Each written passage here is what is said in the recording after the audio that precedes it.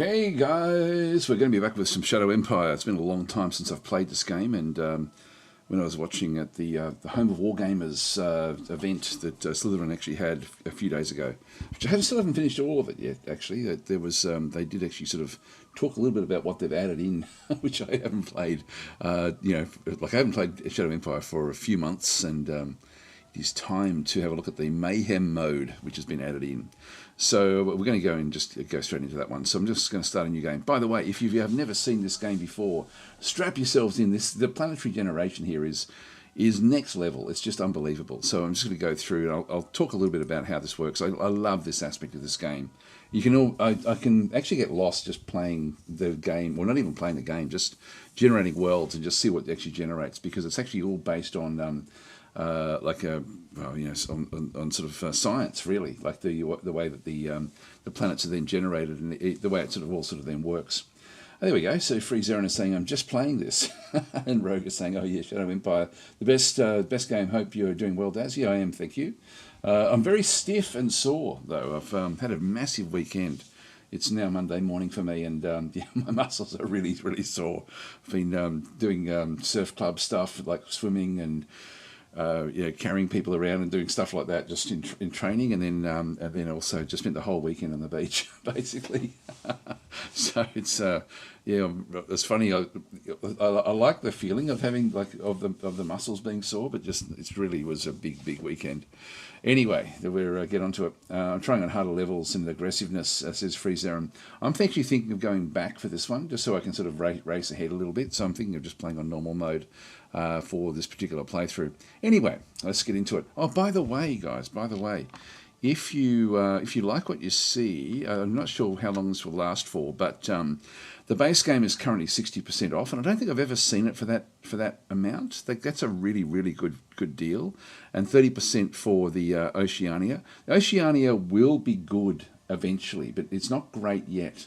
I'd say it's not even good yet. It's okay. It's So for me, Oceania is not not where it needs, not where that DLC needs to be, but that will be fixed at some point when they add naval units in. So for me, I don't think Oceania really sort of cuts it, but the base game is unbelievable. So you don't even at the moment, I actually almost prefer playing it without the Oceania DLC in it. Like for me, it just adds a complexity that I don't need in a way that I don't want to be playing. So it's sort of, but as soon as naval units come in, Oceania will be amazing as well. So, but that could be a long time off before that actually does come in. So I don't recommend Oceania, but I do highly recommend the base game. But having said that, to get all of them for this is an Australian dollar, so another $5 US or even less, like $4 or $5 US to get Oceania if you get the bundle, is actually definitely worth it. So you've got it there at this is Australian dollars. 30 Australian dollars is about 20 US dollars to grab the bundle. I would definitely get that, because Oceania will become a good DLC eventually. It's just not that way just yet, and the reason that's actually that this game is a bit different than most other games, and that's we can sort of say those sorts of things and not be scathing about it, is because of the the game is really is not expected to be one of those games where with the popularity that it has, it's an incredible game, but it's sort of it's sort of like the development has been used to small incremental changes done over time. It's a labour of love, a single developer type thing. So it's sort of it's one of those things where the game just keeps on improving. But I did find that Oceania was just a bit underdone, or a lot underdone for me at that time of launch. Anyway, that's where it is, but that's your best bet. If you are wanting to get Oceania, grab the bundle. Otherwise, just grab the base game. But I think eventually you'll regret not getting Oceania. So anyway, that's is the newer DLC coming soon? Hi, Ponicus, how you going? Yes, it is. Where is that? That's not even shown in here. I don't think we have a date yet, but it's or do we have a date? Let's have a look. I don't remember what I saw on the Home of Wargamers event. Shadow Empire. There it is there. There's Republica there. Just skip that one back up. It says coming soon, but I'm not sure how far off that is.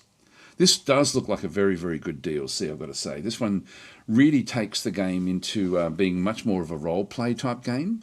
It's got a bit of role-play, a bit of war game at the moment, but I think it's just going to sort of take it into a political simulation role-play game. Very, very open-ended, very procedural, which looks like it's going to be awesome. Like there's a lot of work being put into this one.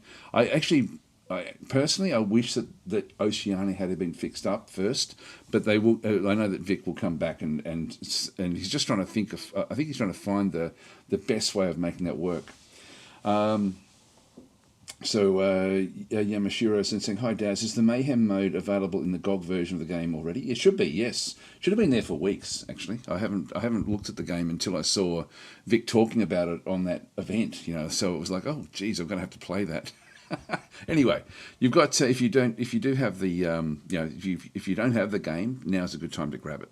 Let's get into it. And so, what do we end up having through here? So, what we end up having is we've got the standard planetary classes. These are all different types of planetary classes that you can then go and play. Like for example, Siwa class is an Earth-like. Whoops, hang on. I just want to go back. Can you go back? Or is it just? Just go and start a new game in here. I should have just hovered over it, not actually clicked on it. Right, so if I hover over the Siwa class, you'll see these are the planets that are quite similar to Earth. You've got Cerberus class, which is the volcanics, like the lava planets. You've got Limos, which is sort of like not quite desert planets. Boreas, which is ice worlds. Seth is a desert world. Unclassified means it can be a bit of a combination of anything, so that's pretty cool. Just having a bit of a look to see, kind of a bit more like Crusader Kings, says Ponicus. I don't think so. I think that would be. I think it's going to be still more high level than Crusader Kings is very much inside the throne room of a family essentially, and this is still not going to be that. It's going to be much more high level in terms of politics, but it's going to be your decisions will have very, very important ramifications, is what I understand. So I'm looking forward to actually trying it. Freezer is saying Mayhem is on Steam, just been playing it. It should still be on GOG as well. It should be anything that's uploaded, and even if you've only got the Matrix version of the game, either way, it should still be there. Steam was Friday. Oh, okay, so it only went up recently. It's funny, I thought that went up weeks ago. So Sure is saying, unfortunately, I purchased the game on GOG originally many years ago, so I'm only a second-class customer. Sadly, I don't think so. I think you should find it there. So I would assume. So hi Jord, how you going? And Freezer is saying this is more just balancing you out internal. This is more just balancing you out internal politics. I'm not sure what you mean with that one. Hi Reed, how you going? Saying, hey Daz, and chat, I just was watching your Shadow Empire stream from 5 months ago and saw that you streaming Shadow Empire now. Yes. Well, with that Mayhem mode, I do want to try that one out. I think what we'll do is what you've got. I'll go through this bit of it a little bit fast, but we'll just go and talk about what the game does and why this game is just so damn special. Not just so special. This is so damn special. We have 3 additional planets. These are planets that come in from the base game. So you've got like the core worlds. Additional worlds are really quite interesting. So what you've got is a Hydra class, which is essentially a planet with lots of marshes and water and stuff like this. And then you have the Morgana class. And of the base classes, this is my favourite. A planet with this planet is unusually very mountainous, but also very arid, but also has a subterranean canal system that makes numerous oases. This one creates incredible choke points. It creates nice big open plains for tank battles, and also lots of water in pockets, so you can sort of fight over that as well. So for me, I find this one really, really good for strategy. Like it's as a strategy game algorithm for the planetary generation. The Morgana class works very, very well. The Oceania worlds are all ocean worlds where you need to use the Oceania DLC to be able to to make sense of these. So I'm not going to worry about those in this instance because I will have that one turned off. Okay, so then we've got the unclassified. I think we're just going to go this way. What this one does is it doesn't even grab one of these. It just generates the world completely from scratch. So let's go and do that one, unclassified. There's our Mayhem mode, the 25th Matrix anniversary. It's actually the 25th Slytherin anniversary. So that's not quite right. Although Matrix started their life about the same time as well. Yeah, Mayhem mode adds more treasures, smaller zones, and more dangerous AI, minor and major regimes. So I'm going to play this on normal mode with the Mayhem mode as well.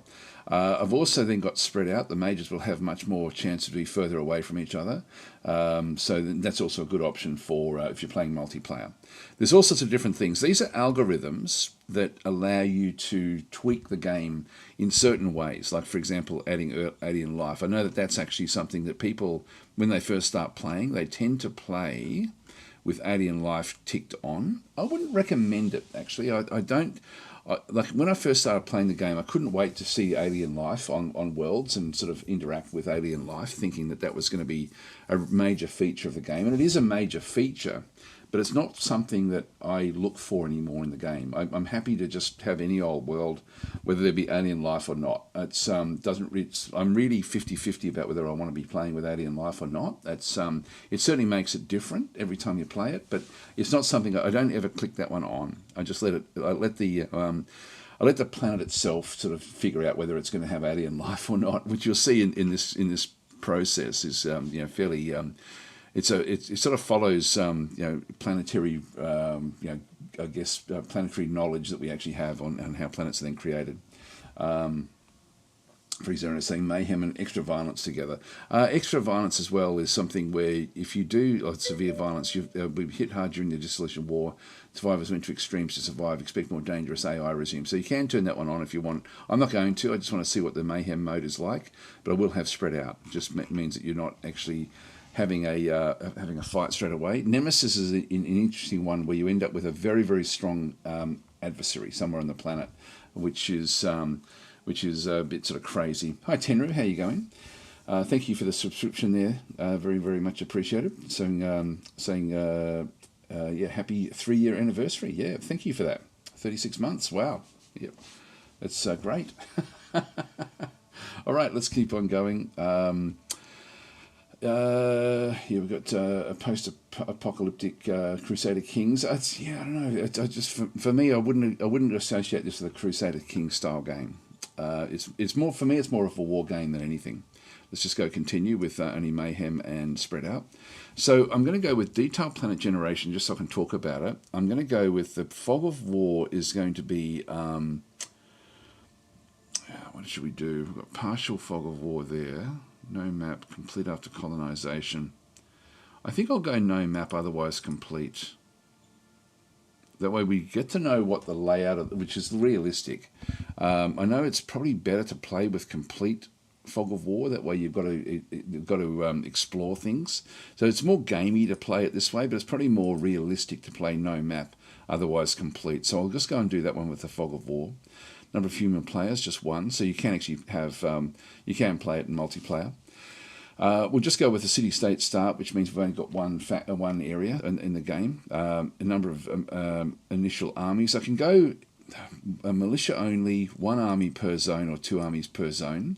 This one, I think I'll go with 2 armies per zone. Militia only is fine, but we then have to build up. Whereas 2 armies per zone will at least have 2 starting groups, but they will cost us resources. So that's sort of like the rub, is that you don't get to choose what you want, but it's a faster start. It allows us to do things right from the very, very start.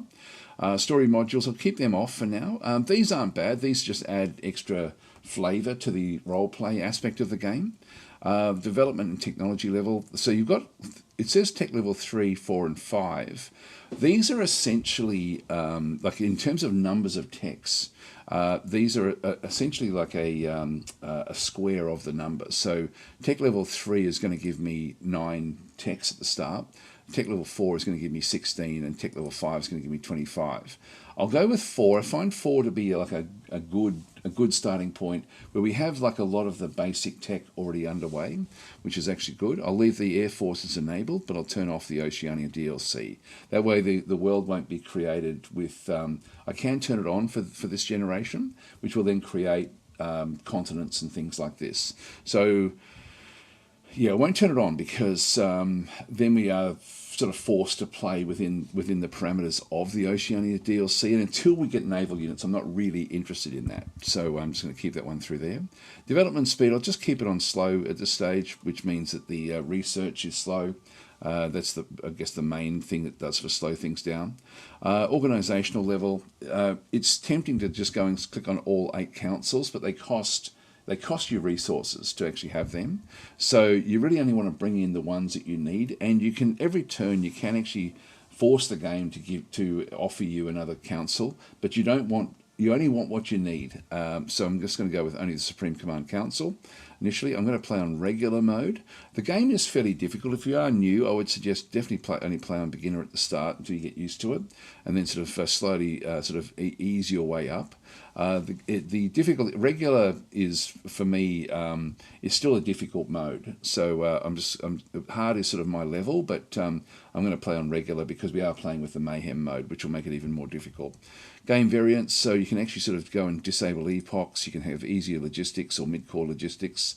These are logistics is really what the name of the game is. Like, it's at the end of the day, it's all about managing your logistics. I love that aspect of the game. I know some people don't, but this is, for me, the logistics in this game are just unbelievably great to actually then go and play.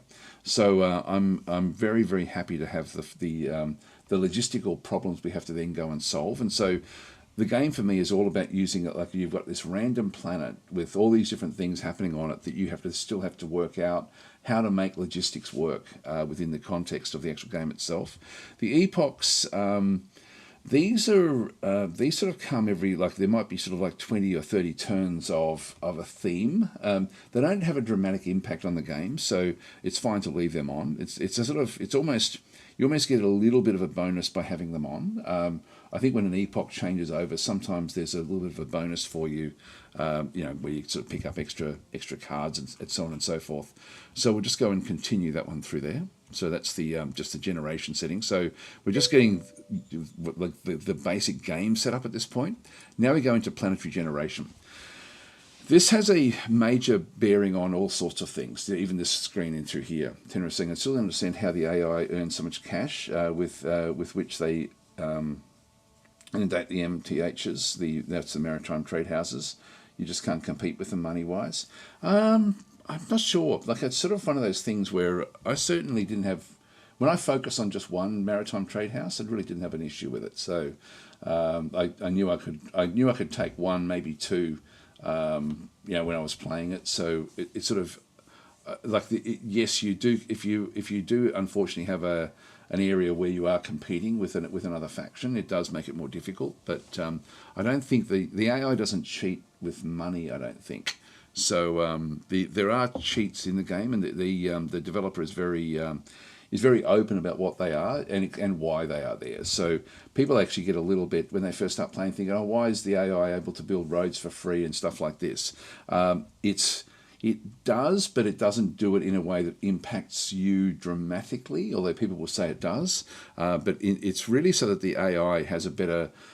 So it gives you a better game. So there's been a lot of there's been a lot of discussion. If you look up any of the chats, you'll sort of see where there's discussion one way or another as to why that's. I like it. I like the fact that the AI does cheat, and there's no hiding what the AI does either. Like, if you look at the manual, it actually explains exactly what the cheats are that the AI has and what your benefits are. You actually have benefits as well above the AI. So because the AI doesn't have the same level of complexity. So as you get used to combining your councils, you will actually end up with a much better civilization than what the AI can build, for example, where the AI is much more simple. The free zones, they have natural buffs on higher levels. Yeah, if you play on regular mode, it should be level. All right, let's go in. So All of these things have a bearing. So this one is 3.2 astronomical units away from the sun that we actually have. It's a yellow-white F5 star. The class of the star is important because that will dictate how long the planet has been in orbit. So, for example, this one, the gravity is half the gravity of Earth. The temperature is 6 degrees Celsius on average. So it will have like the poles will be frozen, for example. There'll be permafrost. That 15 is what the Earth would have as their average temperature. So this is a bit colder than Earth. The solar irradiance is high. If it's over 1,000, then it just means you're going to have better chance to be able to make use of solar panels. The planetary age is 2.1 billion. You want to have, like at around about 2 billion, you're going to start to get life. And beyond that, you can then start to get sentient life. So 2.1, there's a good chance we'd have life on this world. That's just how many hexes that we sort of see underneath and through there. Heavy elements is important as well. This is actually how viable mining will be on your world. So all of these things have a bearing on on what comes up.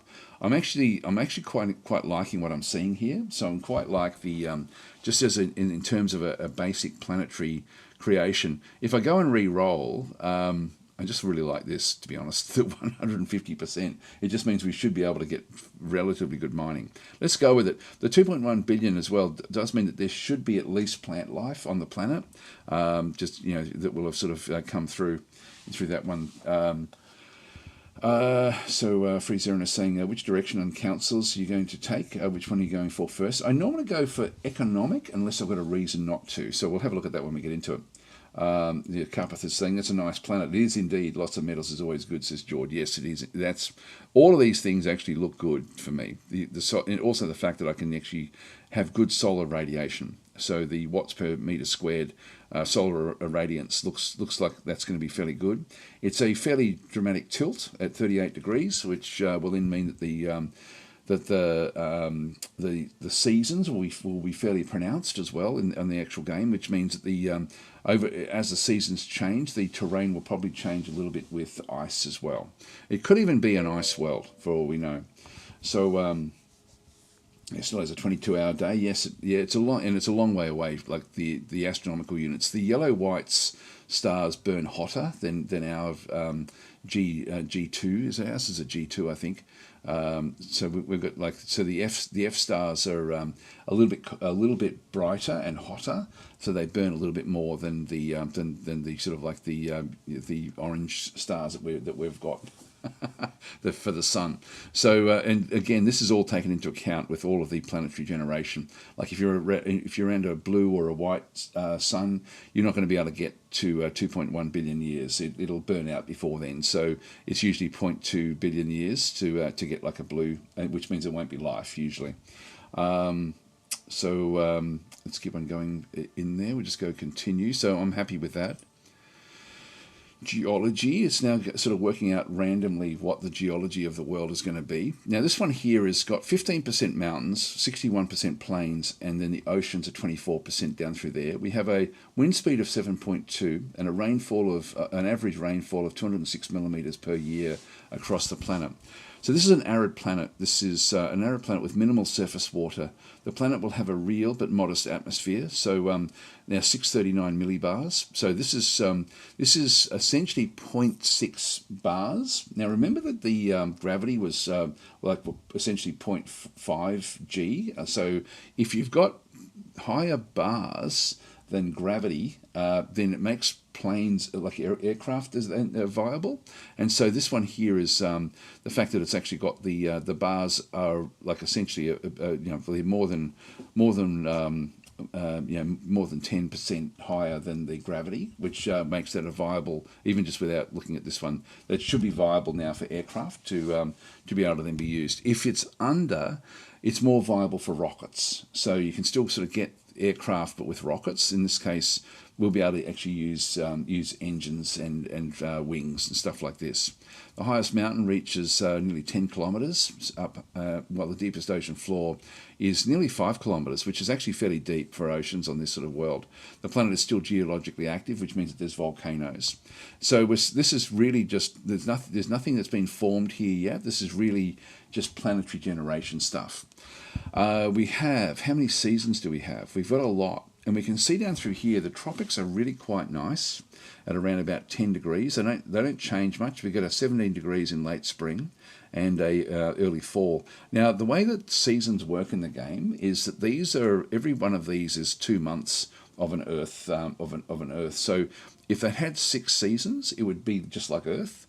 So 2, 4, 6, 8, 10, 12, 14, 16, 18, 20. So we've got a 20-month, in terms of Earth timing, year. So, so the years take a bit longer with what it actually does do. And we can see through there, even in the Antarctic, it still actually ends up heating enough in through there to get to 5 degrees. And in the end, so that's the Arctic. In the Antarctic, it gets to 4 degrees in their winter. So, yeah, and it does use the northern hemisphere. The seasons are based on the northern hemisphere, which is the same pretty much as what by default you find that here on Earth as well. Unless you're from where I am, which is for us we're in spring at the moment. I know that most of you guys are now in autumn. Okay, stream of luck with these rolls. Yes, no, it's good actually, and this is a good amount. This is actually this is a fairly benign planet that we're looking at here, which is actually fairly cool. Now, not that it matters much, to be honest. You can actually play. Well, one thing that does matter is the amount of mountains that you have. If I just go and click on random and down the bottom through here, it will then minimize the map, and I can then start to scroll out to see what the world actually looks like. So this one here, we've got mountain ranges that are running through the middle. We've got big open areas. We've got some swampland in through here as well. We are getting rivers that are running down through here. Rivers actually are create choke points for your armies. So we're sort of just looking at the way that this all sort of works. The arrow keys are what you use to sort of move around. So when we have a look at this one here, there's a few different things that we are looking at with on this particular map. One of them is going to be on the oceans. This is how deep. So these are 1 kilometre deep through here, and then sort of extending up to the coastline around there.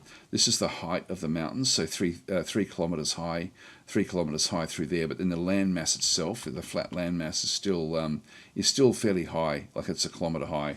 So it's not hills, but it's sort of like a sloping plain. So if you're sort of trying to figure it out, this looks like it's the mountains here are fairly high, 6 kilometres high. So these are very, very tall mountains. This mountain range here, we're seeing a lot back in through this other side.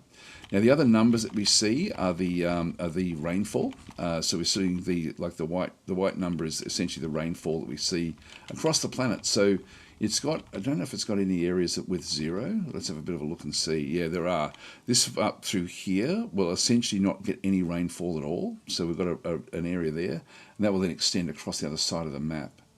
So this is the other side where this one is just sort of kicking in back on the other side through there. So it wraps around, the planets wrap around each other, or wrap around east to west.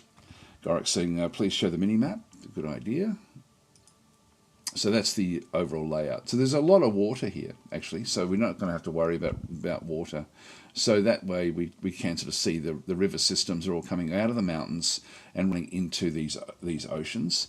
And so even this has been generated, the rivers run based on mountains and the rainfall. So the rainfall is sort of can be caught in there'll be a prevailing weather pattern where the rain will then fall. If we go back up into that big desert, you'll sort of see that the rain will then sort of as it comes across it's not getting very much rain here at all. So the prevailing weather looks like it's going from west to east. So it's sort of moving this way, and we're getting a little bit coming back this way. But this is all sort of scientifically worked out for you in the game. But this has bearing on everything, including the next, everything else that happens will actually then have other bearings coming in. Like these mountains in through here. And so you can see the mountains become really, they're massive choke points, like the actual mountain ranges. So if you're up in here, starting off in this location, you're going to be basically in a lot of ice. You're going to have a lot of ice and snow. You're going to have a very, very dominating mountain range below you, and only a few little areas to get in and around out past the mountains. Otherwise, the mountains there are going to be very, very difficult for anyone to cross. So that's sort of really what you're up against when you sort of are playing the game. You need to look at every little location to figure out, like if you're in here, for example, you've got big open plains everywhere around you, but there's a lot of rainfall, which means that there's most likely going to ultimately end up being forest in this sort of location. So let's go back and we'll click on random again. So that's that one for the geology of the planet. So now we go and continue and now pick up the and so again, all of the water, the rivers, everything is based on like the mountains were formed sort of randomly, I guess, and the layout for the water was also then sort of worked out again through algorithms, and then from there the rainfall was then figured out, and then the rivers were figured out. So a bit like Dwarf Fortress. Dwarf Fortress does the same sort of thing with its generation. This is almost as complex as the Dwarf Fortress sort of style of planetary creation. So we'll just go and just go continue. So now we have the biosphere. This is interesting. Now this one here is 1.7 billion years ago, this planet started the process of abiogenesis. Currently the planet has microorganisms that resemble bacteria. Types of species include protocellular organisms and bacteria. So this particular generation never got to anything major in terms of life forms, and so we have then we've got xenon is going to be the prevailing element in the atmosphere. Argon, nitrous oxide. Then we've got oxygen, a little bit of oxygen, a little bit of nitrogen down through this other side as well. We have trace amounts of carbon dioxide, sulfur, some methane, which we can then use for fuel ultimately if we've got trace elements of that, ammonia. So this is really not a great planet in terms of living.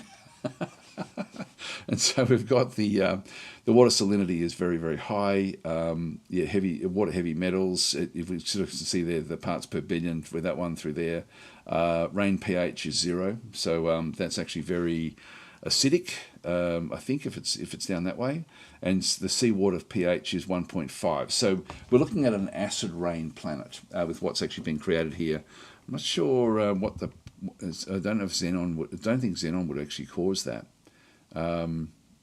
Sulfur dioxide, sulfur would, ammonia. So this is actually, ammonia would be the opposite. That's a base rather than anything there. Pure acid, pretty much. It's a pure acid world. And so this has been sort of like generated. What it does here is it actually generates the composition of the atmosphere, not randomly, but it does sort of generate it and then figures out, okay, what will that mean? In this case, we end up with the top of the evolutionary life form is a pseudoflexia, an aquatic microbiological herbivore. Its chemistry is water carbon bases, oxygen breathing. So we're not getting anything there. I'll re-roll so we can sort of see what sort of differences we get here. So this one is, if we go back and click on random again, we're not sort of seeing much. There's a little bit of ice that's forming up the top here. And because the rainfall really is just acid, basically. We're getting a little bit of rain, a little bit of ice forming down along the bottom through here as well, but not as much as you'd sort of expect on some worlds. Let's just go and regenerate. Actually, where's the volcanoes? We didn't see any volcanoes. It's supposed to be geologically active. There's I'm not seeing any volcanoes anywhere. So this is a bit of a hell world, this particular one. There should be a volcano somewhere, at least one, for it to be geologically active, but I'm still not seeing it there. No, anyway, let's go back and regenerate. So if we re-roll this particular screen, we'll see what we end up getting this time. And this one also did the same thing. It's got nitrogen, oxygen this time, but not very much oxygen. This one does actually have, again, it's acid. And nothing much. This is a small aquatic small herbivore, resembles a sponge. So we got to sponge level. The trouble is that at 2 billion years we don't get to. There's not much that will come. Let's just do it again and see if we can actually roll some foliage. Nope, we're still aquatic single cell carnivore. So we're not getting. We're still getting like pre-plant life. I'll just do a couple more and just see if we can get something. There we go. So in this case, in fact, this has gone completely the opposite way now. So you can sort of see through here. Okay, so Tenor is saying, does the price tag for MTH contracts scale with the reputation you have with the said? I'm not sure. I don't play it. I haven't played it much since the... so there we go. So Systems Chalk is saying, see, a silver lining, no sharks. So Operative Live is saying, is it possible to make worlds with Godzilla-sized monsters? Yes, yeah, absolutely. Yeah, it's there's all sorts of things that actually happen through here. So depending on how you set the world up, like you can create, ultimately you can't push what you want, which I hope that Vic, the developer, actually adds that in, where you can actually sort of force it to create like an Arrakis style world, like with giant sandworms and stuff like that. Like that's I have rolled an Arrakis world with giant worms once before, like when the game first came out, which was pretty cool. That was like years ago now, and but you can sort of keep on rolling until you end up. This is a 6 meter. This is the top of the evolutionary life form in this world is a land-dwelling, large 6 meter carnivore. Resembles a vertebrate analogue. Its chemistry is water carbon based and is oxygen breathing. So 6 meters tall is 3 times the size of a human. We've got some, and it's a Vera cordata. It's got bones essentially. So this is going to be a boned alien that is actually fairly large and aggressive on the actual planet itself. And we do actually have, based from this one, a sapiens group. So this is an evolutionary branch of Vera cordata that has also given rise to a sentient species, the alien natives classed reptiloid. So this is actually a reptilian-based unit, and then the reptiloids, these are reptilian aliens that are sentient. So these are going to be, we're going to end up with, if on this world we'd end up with aliens. And so just going through the difference as to why this one is different. So again, it just developed, the evolution came a bit faster. We're going to sort of see that in this case it's still acidic, but not terrible. It's not terrible. The vegetation level is forests on this particular world, and the hazard exposure levels are impaired vitals. So we can sort of go outside for a bit of time. We do have argon and oxygen. We've got a lot of oxygen on the world, which is why this thing did develop up. Carbon dioxide. What's that? Is that some sort of? That's an acidic. That's carbon hydroxide. I forget what that is. Is that methane? That might be methane, actually. I think that's methane. So we've got a lot of methane on the world. Nitrogen, so trace amounts of sulfur dioxide, nitrogen oxides, and so on. All of these things have a bearing on what actually happens with the world. So we've got much lower water salinity than what we saw on some of the other worlds. We're still getting the water heavy metals are 113 parts per billion, and the soil heavy metals. This is all something we can do with with mining. So we've sort of got all these different things have a bearing. So Luke Sick is subscribe. Thank you very much for that one, Luke Sick. Saying nice to see you playing Shadow Empires again. Yeah, well, when I saw the Mayhem mode, it was like, got to do that. Now, if we go and have a look at the world now looks very, very different than what we saw there before. We're getting some jungles, for example, down through here. We're getting grass everywhere. Getting even large grasslands like savannas running in through this particular area. We've got dense forest that's actually now formed. We've got light forest back in through this other side, and then if we just go back and have a look at our desert, should still be desert-like, but there are grasses that are now growing on the desert, but we still actually have big desert areas back up this way. So this, and again, not very much ice on this particular generation, a little bit more than what we saw on some of the others, now that we've sort of got less acidic in through that side. But this is going to be, the difference between this and those other open worlds is that it's going to be a real slog trying to get through these heavy forests. So we're now looking at a very, very different world with what's been generated. I'm going to generate one more time. This is going to be whatever we get is what we're going to play with. But this is these forests really do make it difficult. This one's got low rainfall in through here, so we end up with like a desert with grassland around it, sort of scrubland in around that particular one through there. So I'll go again. I'm not really. I don't care much about the alien life forms, to be honest. I know that it's sort of, if you're first starting to play the game, it seems exciting, but it's it doesn't really matter much in the game. So I'll just go and do one more re-roll. I just wanted to show just how different the worlds can be, still using the same basis of what happens. Let's do another re-roll. And what do we get this time? This is the one we're going to go with. So here we go. We've actually still got more forests in through here. So this one started a bit less than the previous one. We've got a nitrous oxide world. So this is going to be a fairly nice world, although it does say near instant death if it has an exposure level.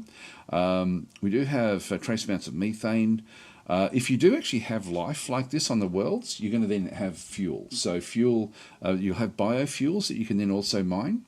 If you don't have this, if you don't actually have forests, you're not going to be able to have biofuels. So you won't be able to go through. Union ID saying it was methane as well.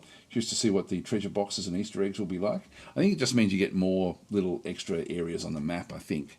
I think that the AI is a bit more aggressive. Anyway, in this case, we've got ourselves a 5 meter. This is an archoambly tetrapod. This is a land-dwelling, large 5 meter carnivore. It represents vertebrate analog. Its chemistry is water, carbon-based, and is oxygen-breathing. So it's similar to what would have developed here on Earth. Because we've got the nitrogen and oxygen so prevalent on the world, that's fairly good. We've got fairly high salinity. Look at the parts per billion here for the heavy metals. This is actually pretty cool.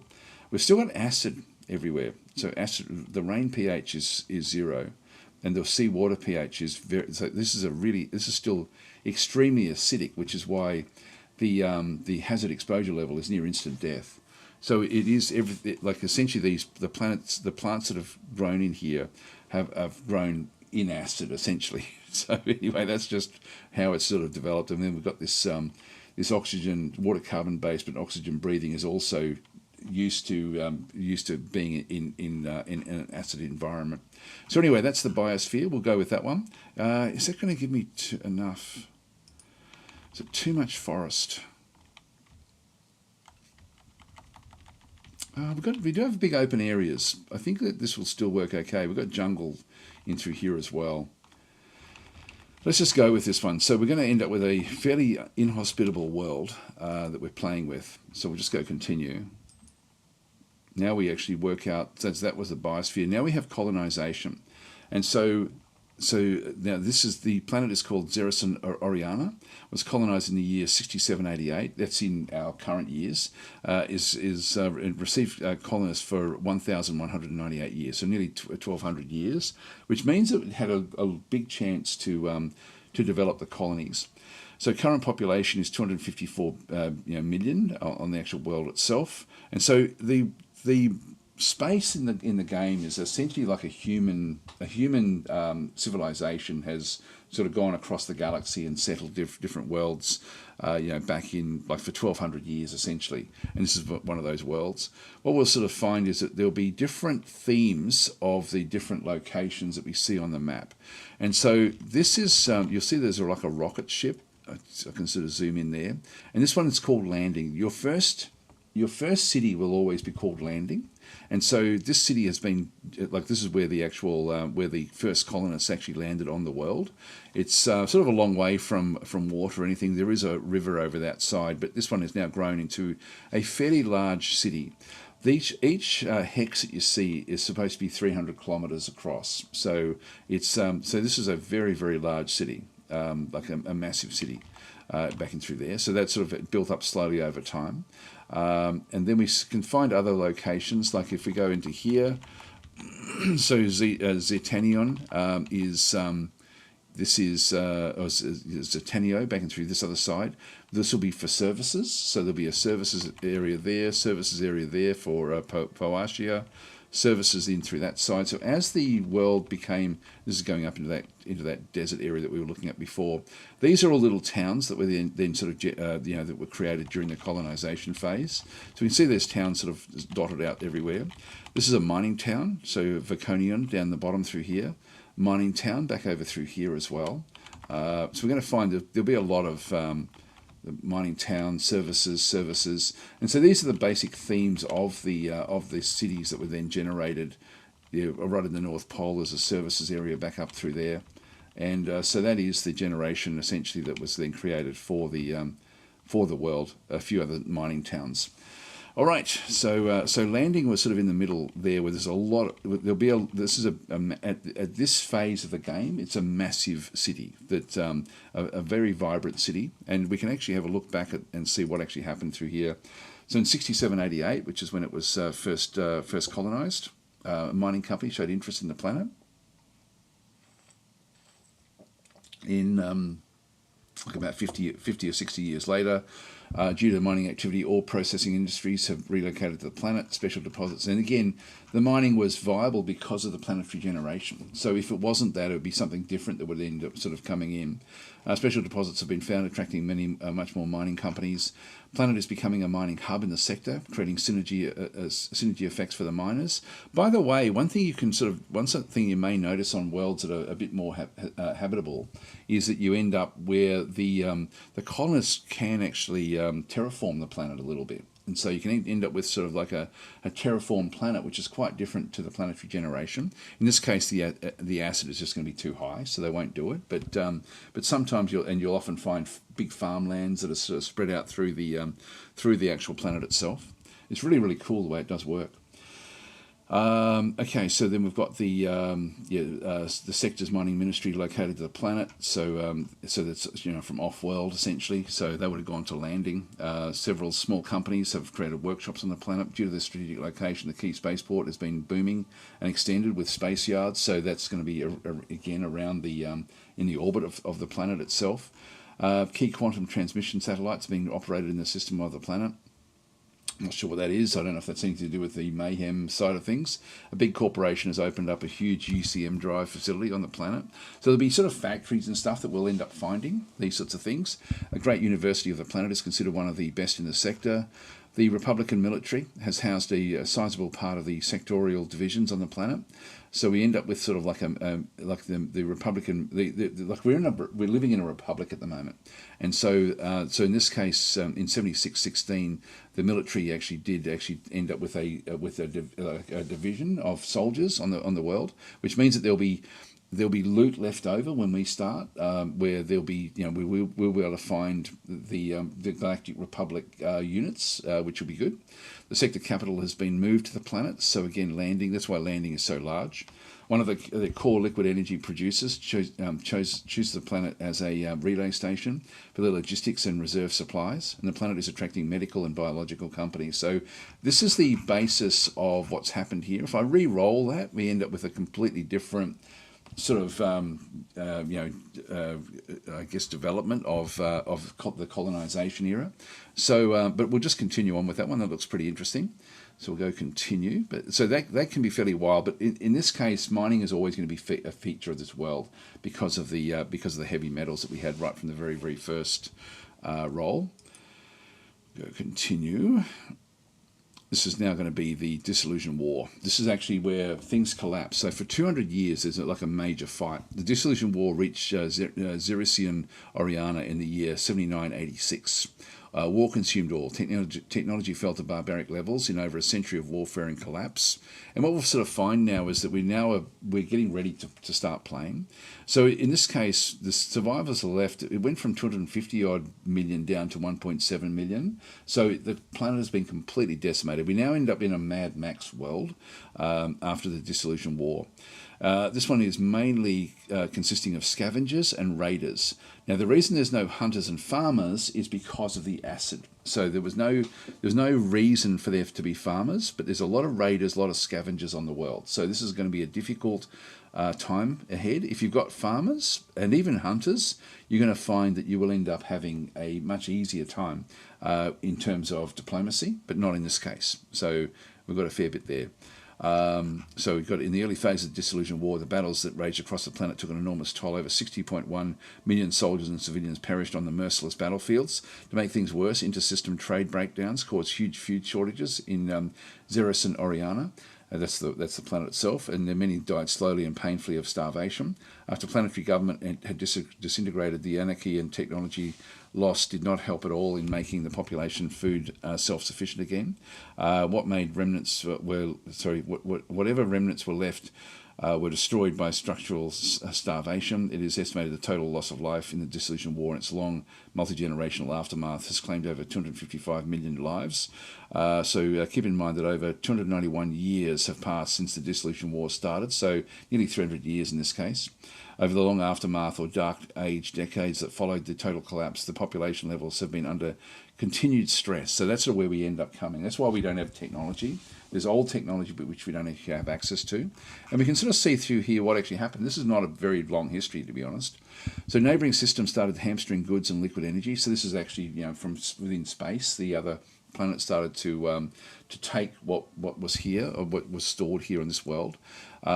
Several major companies have evacuated their high-tech installations from the planet. An unknown and extremely virulent disease wiped out Vophirus. Now, I don't know if we saw... I think Vophirus was on the left-hand side, like on towards that desert, I think, from what I can remember. A powerful raider clan decided to set an example and killed all their enemies in Sominar. So we don't see these names much anymore. They will still be around in the ruins, but we won't sort of see too many of those. An unknown and extremely virulent disease wiped out Apharian, and a network of delayed megamines detonates for no apparent reason. Following zones are hit, so Pomono, Melora, Pimirio. So these are all various locations that were on the world. Now, where in the year, I'm not sure what year we're actually going to start in, but this was in only 8171, and so these mega mines will be nuclear mines and nuclear bombs essentially, and so there should be a lot of radiation around the world. If we just click on random again. So you can see there the ruins of landing are still, and these are radiated. So we've got like low levels of radiation through landing. If we have a bit of a look around and sort of see if there's anything major. So that was that one did actually have like there was detonations in around here somewhere, probably in here where the prevailing weather would have then sort of pushed it across. There's that desert. It's got like low levels of radiation, so that's probably been one of where one of the mines would have exploded, one of the nuclear mines. These are now what's currently here, so we can sort of see that there's roads that then extend across to various other locations.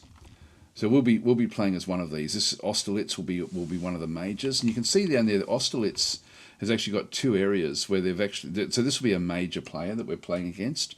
So Austerlitz is down in this jungle with a train track that actually goes across the mountains. That's extremely costly to do that, but they've got a train track that goes through the mountains itself. So to Vacanus, that's an amazing achievement in the game. Like that's really, really difficult to do, but that's what they start the game with that. We can have a bit of a look around and see what else there actually is. There's more radiation down there. I'm not seeing any major radiation. The size of the radiation itself will then just dictate how dangerous that is. And look, to be honest, we had to wear suits anyway, so that's not really going to be a big problem. So yeah, they've got that one through there. I'll just see if I can find another major. Let's just zoom out a little bit. I think I saw one over here. No, that wasn't one. This one is a major. Where was that one? That's a major, and again, it's got train tracks that go to a couple of other different little sorts of outposts. So it looks like the AI has got a little bit more development than what we would have. We already saw that one. I'll just go back to the left. This one's also a major. They're close together. They will either become friends or enemies. And again, you can sort of see that they've got the connection with the rail. We're going to have to build up to that. We're going to sort of start behind all of these guys, so it's going to be a little bit more difficult for us. Another major down there. So there's a few different majors that are sort of left over. That's a major in that side there. So that's probably where we're going to start, I would guess, which will be on the border back over this other side.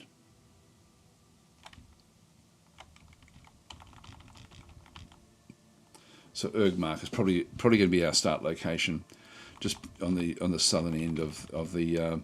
If that is, we're going to have to get and find water very, very quickly.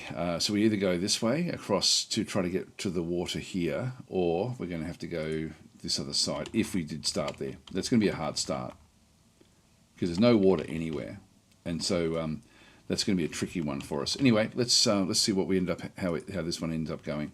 And so this is. I wish that these maps were available to us in the game, and the previous one as well, to sort of see where everything actually was. Like, yeah, it'd be cool to be able to even just export out a map, the map of the colonization phase, because you don't see it after this. Like, once you've sort of gone past that one, you get the information, but not the but nothing else. Anyway, let's just go and continue. So this is now the summary as to what actually happened. This is Xeris and Oriana, so a planet in slightly eccentric and slow orbit around a yellow-white F5 star, blah, blah, blah. It just goes through all of the stuff that we generated. So all of the stuff that was in through this other side. It's, again, very, very cool just what sort of world you can generate in this game. It's very, very different. We'll start the game. Here we go. Now it's creating an autosave of the planet. Okay, so we've got our location. Let's go for the Wolf's Head. Ironhold, I like the name of that one. I've got the High Ruler is going to be the name of what we are going to have. I'll just go and choose red as my primary colour. Click on OK, and the unit colour. I'll just go with a yellowy colour. I think I'll just go with a pale yellow.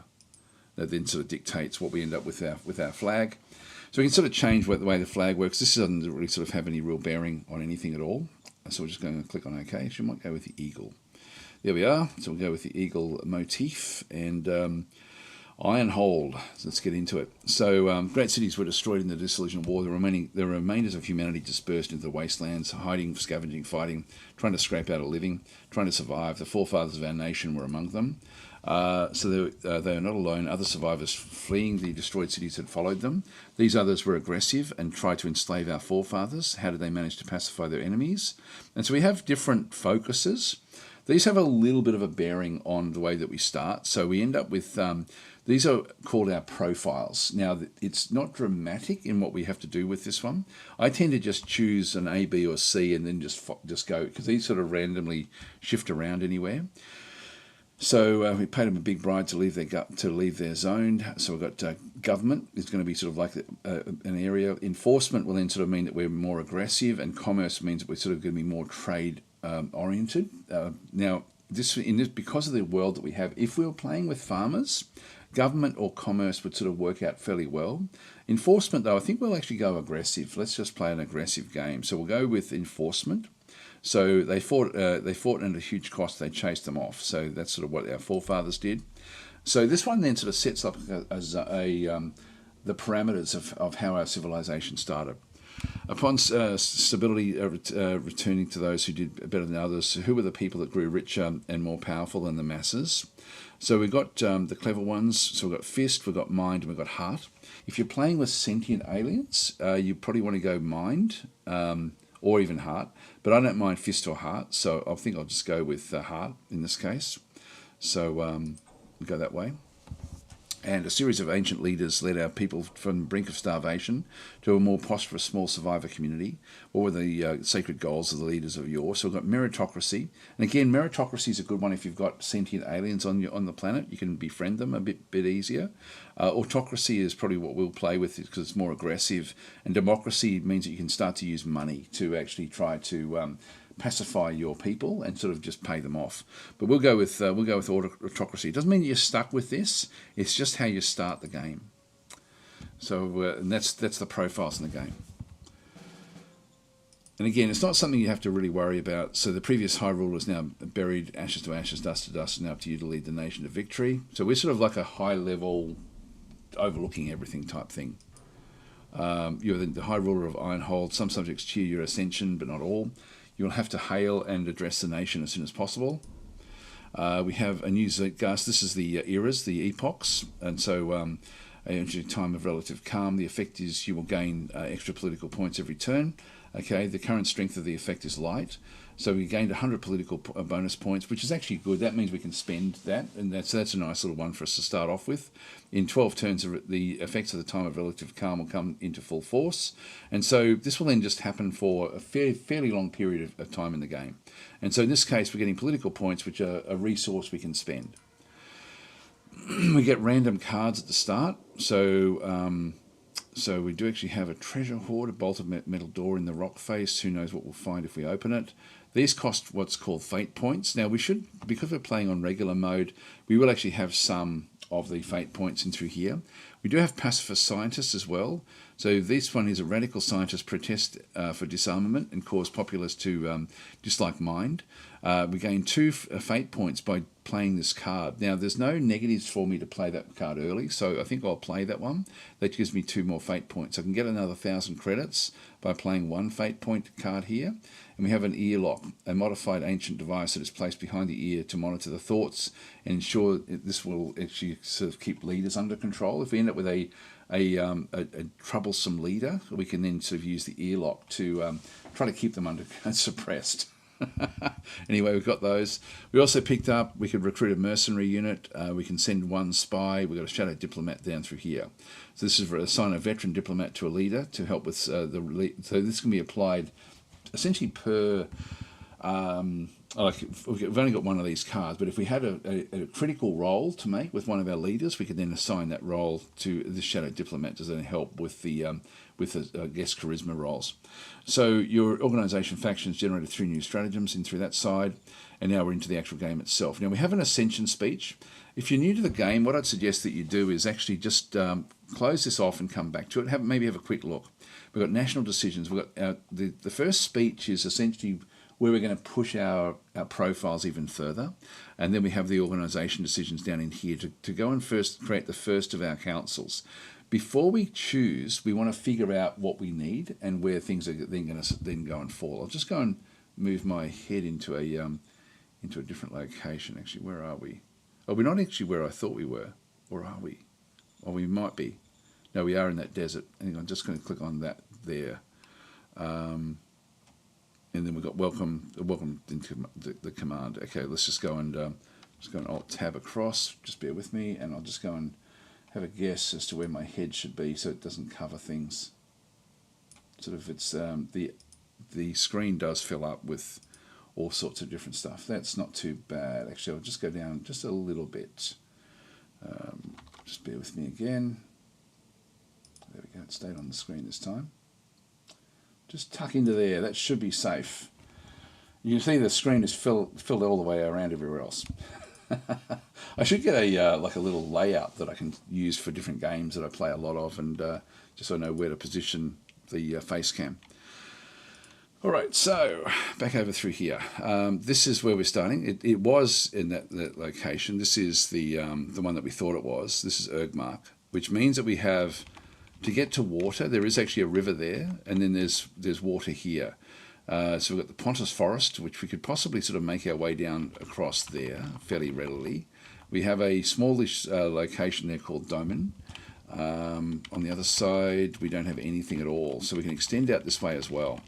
So we're sort of on the edge of nothing. There are some big mountains down through here, another big mountain range with hills that run through this other side, and then we've got like forests that run sort of across this other way. But we want to get to the water, because at the moment water is going to be a problem for us. So we want to, if we can find it on the map, we might as well make use of it.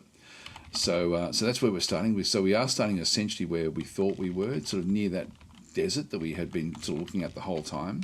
And then we're a fair way away from the other locations.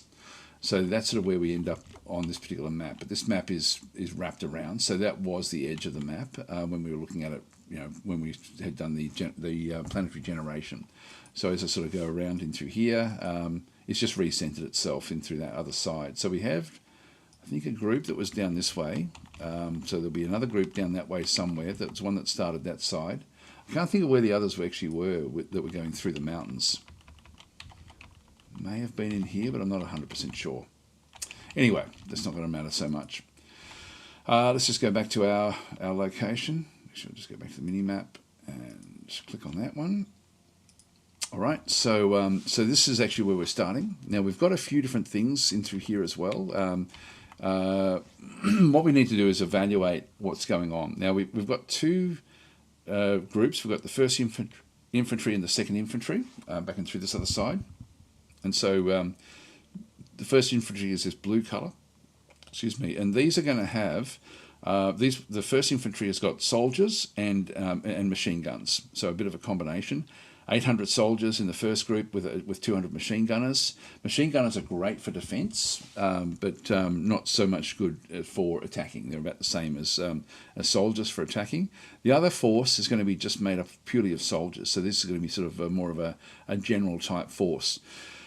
We do need to extend, and we extend the borders by running our military out to the edges. Now, a few little things that I've got set up before we even get started. If I just go back into the map layers bar, back into here, I strongly suggest, and I'll just turn them off so you can sort of see the difference.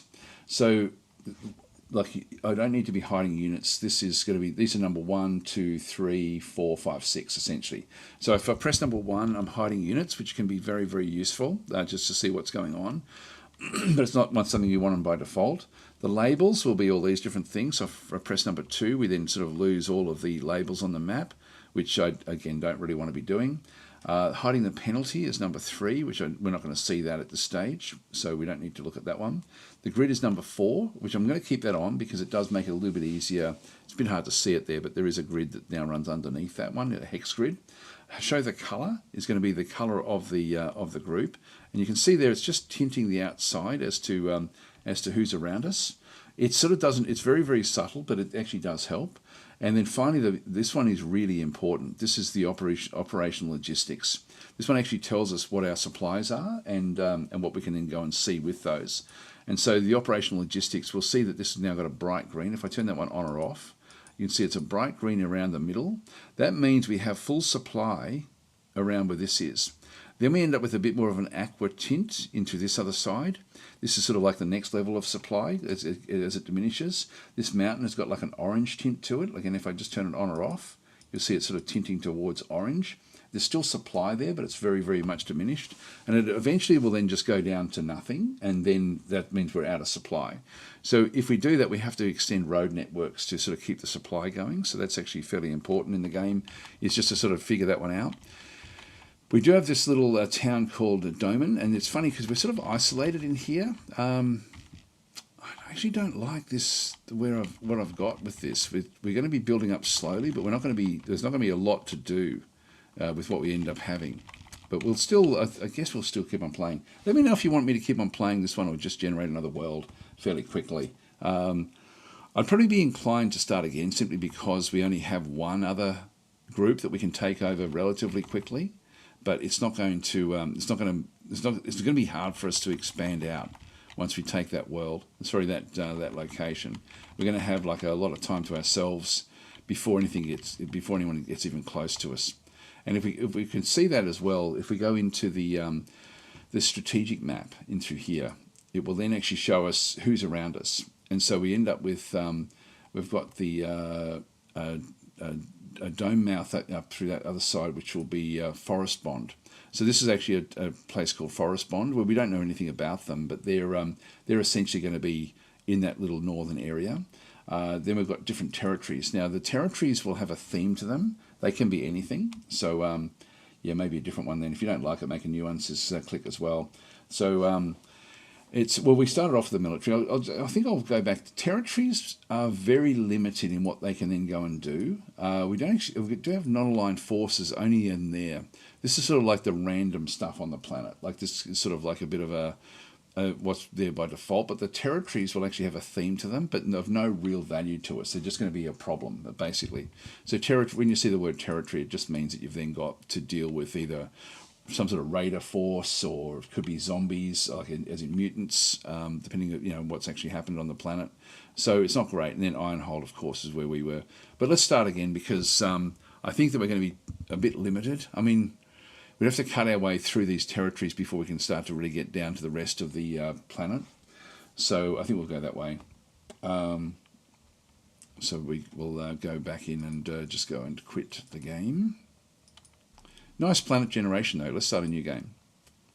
Again, I actually really enjoy the Planetary generation just because it's so wild. Just imagining like living on a world with giant creatures, where there's acid rain and stuff like that, where you can't go outside without spacesuits. So unclassified again. Keep the Mayhem mode on again. Keep all these settings the way that they were before. This one now is an orange-red K5 star, so we're in very, very close, 0.17 astronomical units, but still very, very cold because it burns cold. So it's sort of almost like a red giant. So we've got a reddish planet. This one has got 5.4 billion. This one will definitely have life, but it will be cold. So we'll go that way. Our heavy elements is only 52, which means mining is going to be diminished. So let's keep on re-rolling until we get at least 100%. There we go. We've got another one, which is another really cold world. The solar radiance, because of it's only a K5 star, is going to be low. Planetary age is very, very long. These are extremely long. These are slow-burning suns. But heavy elements are high, which is good. So we'll continue that one. So we'll have some sort of life, probably sentient life with that length of time.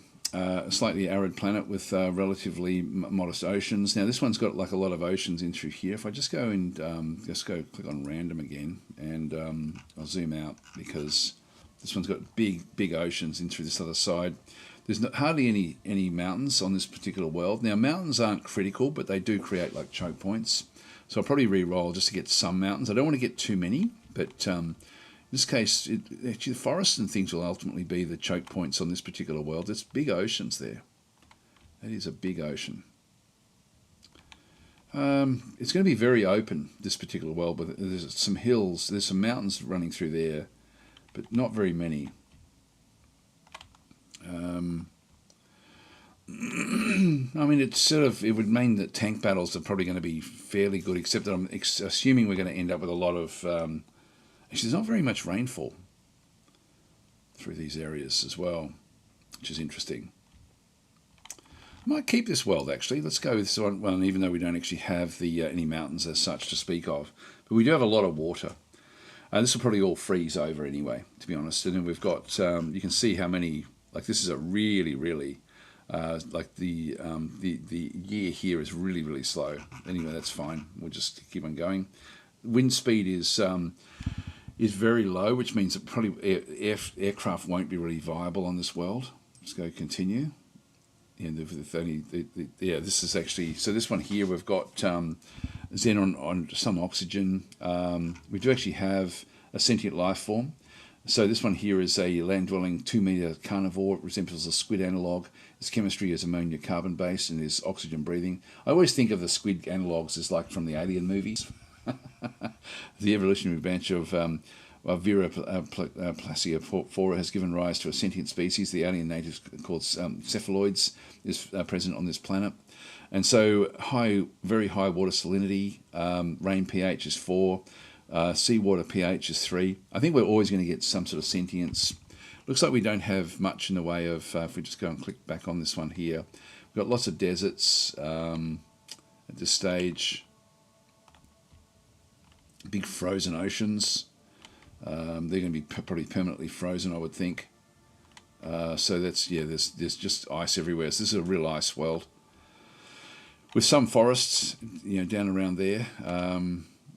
It looks interesting, doesn't it, actually? But one of the troubles with this is that it's very slow moving through snow and ice. Like it really does slow you right down.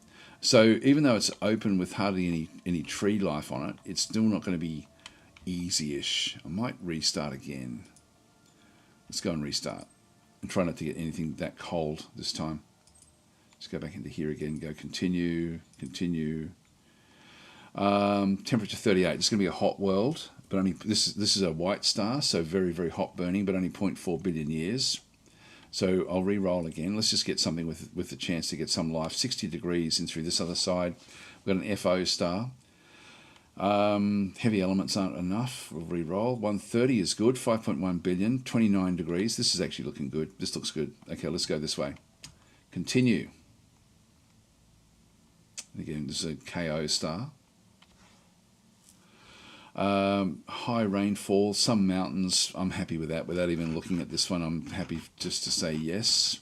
The millibars are low, so it's not going to be. It's going to be sort of like low pressure, low air pressure. Let's go continue. Okay, we have 5-meter herbivores on this one. This is the top of the tree. Let's go and re-roll again. A lot of forest, a lot of jungle. critical impediments in through this other side. 15-meter carnivores. So here we go. Here's your sort of like here's your was it the Godzilla type things. Yeah, that's just a squid analog though. Again, argon and oxygen. It's alien tissue nutrition is good value. So there's no, the atmospheric hazard is high, but the farming hazard is none. It is still very acidic. I think we can do better. Let's roll again.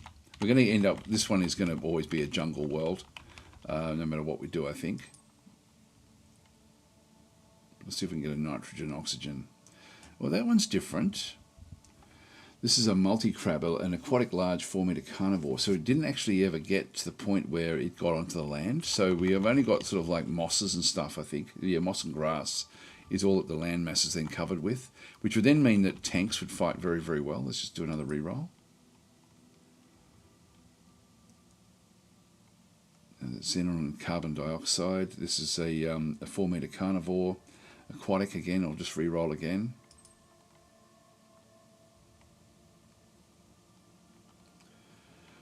10-meter carnivore, that's aquatic. So again, we're not going to be dealing with that. That's going to be always just be in the ocean. So just nothing, all we've got is mosses and grasses. I'll just re-roll a few more times just to see if we can actually get something where we don't have too many things. Oh, here we go. This one now looks better. So this one here, we've only got moss and grass, so we don't actually have any forest, which means that tanks will be very, very viable on this world. This is going to be interesting. Then we also have a doxy mollusk, so a land-dwelling, very large 12-meter herbivore. It resembles a mollusk analog. Its chemistry is water carbon-based and is sulfur-breathing. So this is actually near instant death if we're outside. We've got low-value alien, so we can't actually eat the aliens. Its atmospheric farming hazard is toxic and aggressive. So we still have to have domes to operate. In this case, we have Bicheton sapiens. The evolutionary branch of the bicheton has given rise to sentient species. Alien native class cephaloid is present on this planet. So again, it's going to be sort of more squid-based, essentially, a group, but it's not from these doxy mollusks. So this is the top of the evolutionary life, the basic animals, but these are not from that group. So we can sort of find out as we go through, but that will be okay. Let's just keep this one going. So the pH levels are still slightly acidic. Just go continue. So I've got colonization, I'll just re-roll just so we get a few more than 3.7 billion. Oh, sorry, million. 12.3 is actually okay, I guess. We do have some mining back in through this other side. I'll just leave that one where that actually is. Just go continue. And dissolution war in through here. 1.6 million. In this case, we're still scavengers and raiders, so nothing at all, no farmers or anything else down through this other side. Let's just go continue. We won't actually look at the at what's going on underneath, and then we'll just play the game out. So we just go continue. And so high rainfall, carbon dioxide is going to be the main sort of main what we have to deal with. Yep, let's just go for it. Start the game. So with this one, we do actually have aliens, sentient aliens that we have to now go and deal with. So we'll actually play that way. So I'll just sort of gear things up a little bit. I'm sorry I'm missing so many comments, guys. I'll just get started, then I'll try to read some of the comments and figure out what's going on. So we'll go again with our start, the Faro Federation. That's okay. Primary colour, just go red and yellow.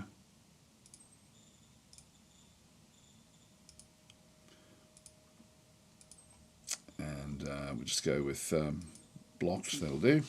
All right, so that doesn't really have any real bearing on the game. So we're going to go with government in this case. So we'll just go with government. We're going to go with mind because this will then make us so that we can actually then deal with the aliens better.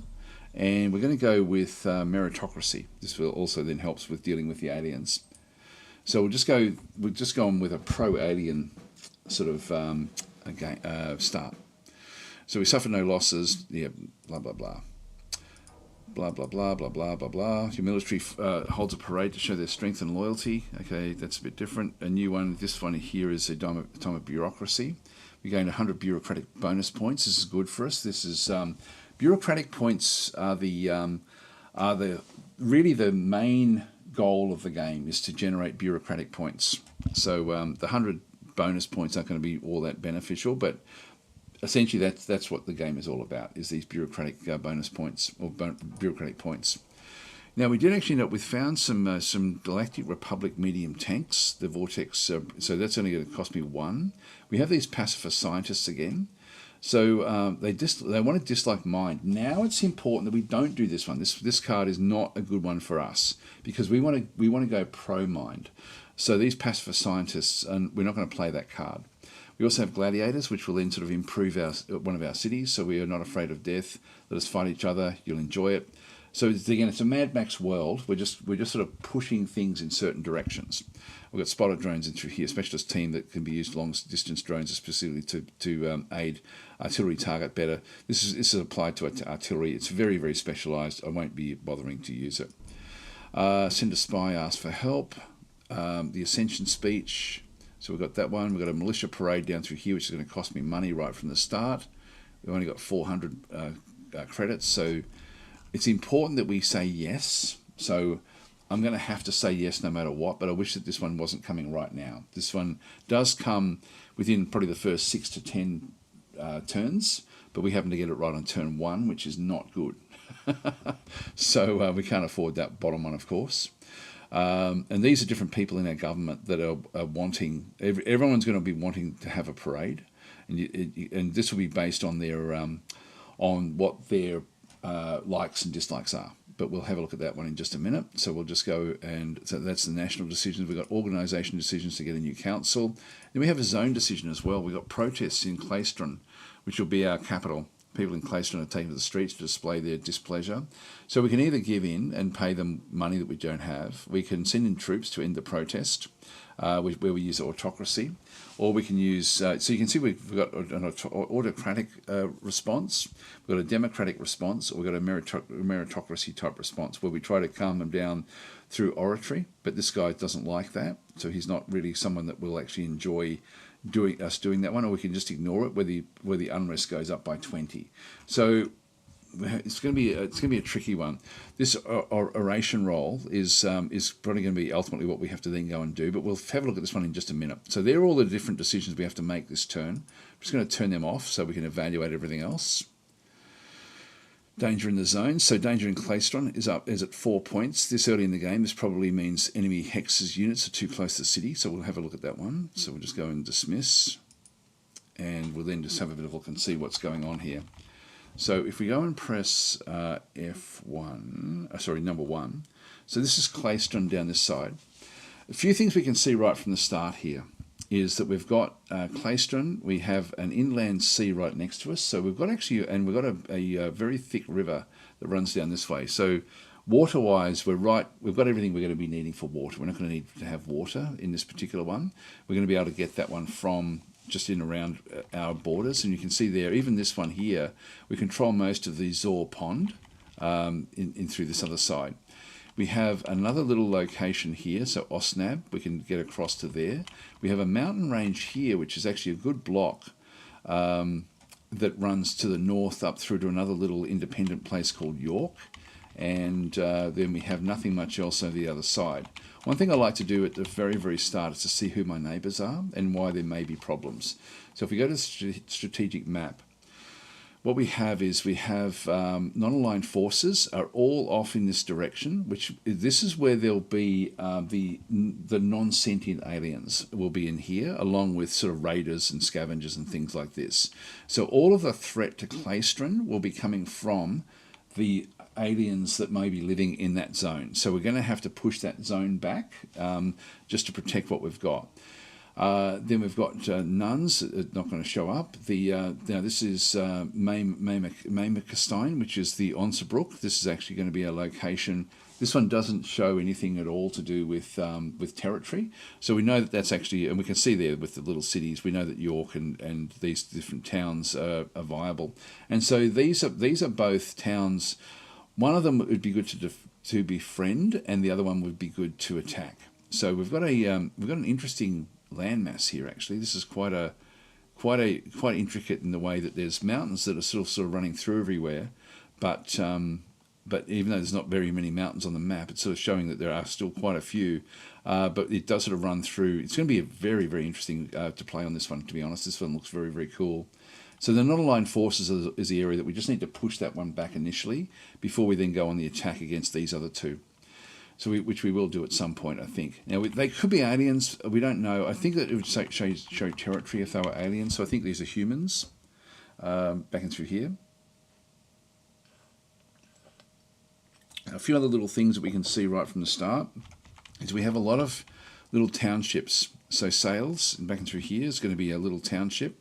If I go to the assets tab and then go and click on the show it's just under the hex, this then shows me everything for the region that we've got. But if we go to the hex, I can then sort of see this has got 12,000 free folk live in this little outpost. We've got a metal walker back over through here. And so this is an ancient derelict mech. So an ancient mech has been incapacitated here. Is a treasure trove for military researchers. So military research bonus points here of plus 100.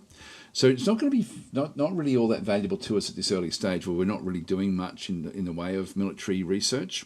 A hex perk is completely independent from your public and private economy and delivers as long as it is connected to your zone city, which it is currently, but it won't be for long. So back in through here. So it won't matter if we lose this. Not much. I mean, I'd like to get it back, but that's not going to be critical. Then we have another 12,000 free folk there, another 25,000 there. So I would like to keep hold of these if we could. Coming back through, we've got another hex perk down in here. This is a trade point, which is giving me 25 private credits. Now, it's not public credits, so hex perk is completely independent. So your public and private economy, blah, blah, blah. So this one's giving money to the civilians of Claystron, but not to me. So there is actually an exchange point there. So traders flock to this high hill, and the zone benefits from it. So they're sort of up in through there. At this point, we also have a metal mine running through here as well, which we control. So if it's sort of like got a, like if we go back to Claystron itself, you'll see that anything that's got this sort of like this grey colour is something we control, and anything that's got this sort of like this brown colour is actually controlled by the population. This is the private economy, and we've got two screens of those. So if we have a look at what's actually going on here, if we start with the private economy, we've got a dome farm, a level 3 dome farm, and this is providing the population with 900 food and us, the government, with 116 food, and it's also generating 30 private credits for the private economy. So that there is an important location inside Claystron. Because it's dangerous, it has to be a dome farm that is used. When we go across, they've also got schools. Now, these are important. Schools actually then add to the education points in the zone, and so getting the different points up is really, really important in the game. Like that can't be sort of stressed highly enough. And we also have a police station, which is going to give me security points, quality of life security points. We always start off with some sort of reactor to give us a starting power. In this case, we've got ourselves an ancient miniature liquid energy reactor, has survived and is still semi-operational, giving us plus 100 energy. Now, plus 100 energy is great. Like, that's a big amount of energy. Because we're playing on normal, we've got like a lot of energy to play with. If we play on anything harder than normal, that will be like only provide maybe 30, but it's providing 100. So that's a hex perk like the others that we see through here. This one is sort of like something that, as long as we control it, we always get this 100 energy. So we don't need to worry about our energy for some time until we start to until the other things that we build are going to start to then sort of take away from that energy. But we control that one. If we go back and have a look at what we actually have, what the government controls, we've got a truck station in through here, which is going to give us our logistics across the road networks. So we have that under our control. This one is costing me some workers every turn, and also it's costing me some fuel. Now, fuel shouldn't really be a big problem on this planet because there is moss and grass everywhere, which means we should be able to find fuel. But we haven't found any yet, I don't think. So just looking at what we're looking at through here, there is nothing much. We're not seeing any fuel there at all, any fuel deposits. We're seeing water there. We're seeing sort of rare metals there. We're seeing metal there. So that's all we can sort of see, but no actual fuel. But having, there should be fuel on the world. on this one here. So we'll have to find that one. We've got the high command back into this other side. This one generates, this one's using up 10 of the energy that we actually end up having. And so this one here generates some political bonus points. So produce 25 political bonus points at the start of the turn. Political points are these ones in through here, political points. So that's that one. But these are bonus points which don't apply to that as such just yet. And it also is generating some bureaucratic points. These are critical. These are the most important thing that we ultimately have to aim for. Industry is providing, so I do have one industry which is providing 58 industrial points, which are back over through here. So we're generating those. The recycling, this is where we're going to be generating some of our fuel back into this other side as well. So we're generating 35. Now the reason for that is that Claystron itself is built on ruins. And the ruins, you can actually then have like scavenging plants to look and find different things in through here. You've got the metals, you've got fuel, and you've got rare metals. So we've got like basic mining happening with that recycling plant. So I'll just let that one sort of keep on developing. And that will then, and Claystron itself, with the scavenge points, we've got 6,000 scavenge points in through there, and that will just use a little bit each turn until it runs out, in which case this recycling plant won't be operational anymore, and we'll have to find something else for it. We've got a bureaucratic office, which gives me another 50 bureaucratic points back and through there. Again, these are costing me, what have I up to, 40 energy at this stage. Then we have an air base. Now we saw there before, probably aircraft probably aren't really going to be all that viable in this particular world. So we'll evaluate that. That's costing me another 20 fuel per turn. And so at the moment I've got 325 fuel, oil, but that will then be, that will diminish because we're generating 35, but we're losing 60. So we've got a lot of fuel that we're going to have to manage right from the very, very start. So that's something we can just have a quick look at. The other thing we're going to look at now is just do an evaluation of what we have. If I just press the number 1 key again, we can see the different military forces. Well, we had that message saying that we had a problem with something close. I'm guessing there's something on that mountain. Usually if something's within 2 of a location, it will then sort of show up. So I'm going to have to try to keep a group inside Claystron. We have to do that anyway, but let's use our military to start to push up and just see what we can find. So I'm just going to go and right click. Oh, that did push back. Okay, but it didn't push this one back. So whatever is in there is in that location. That didn't push back either. Now there's a walled bunker. This one here is an ancient derelict bunker from the Galactic Republic era. Has been found. It's in a state of decay, but still some of the military researchers. So military research bonus points of plus 40. Not interested in that one so much. I'm just going to keep on sort of rolling this one around the outside, and you can see there's more things in here. Now there's another border there. So we just want to keep on pushing these borders back a little bit. We need to protect this as well. Okay, that's pushing back. And we do have some artillery there as well. I'll just move that into the mountains. Just move that one. Is that mountains? Actually, no, that wasn't mountains. So we just move them across. And we will need to protect what we can up through here as well. So I'm just going to sort of start to move these. I might as well do this now. We're not going to have anything else that's going to come up and sort of show up. Yeah, there's something in there. We don't know. We can't tell what it is. I'll talk about how that works. Oh, there we go. So we've actually now. I should have shown this, what was actually happening with this one.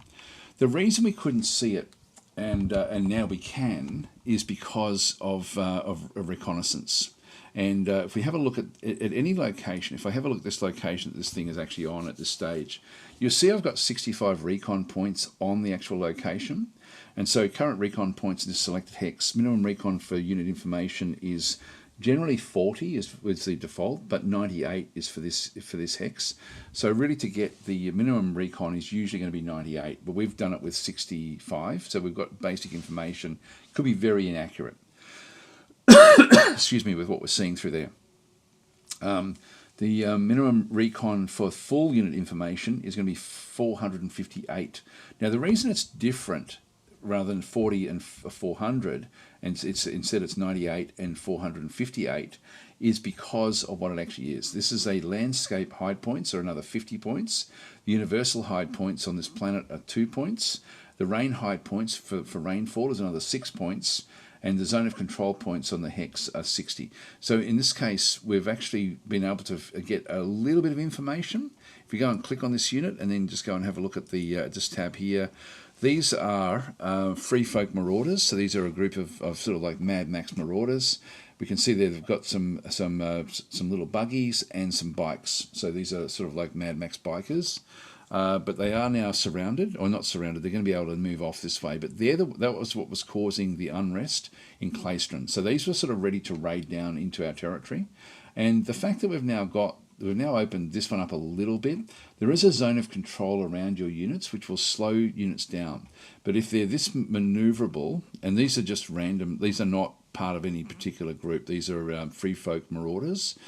These are essentially going to be, if there's more of them, they can end up with enough points, movement points, to break out past the zones of control. So we have to be a little bit careful of that. All right, so that's sort of so that's actually not.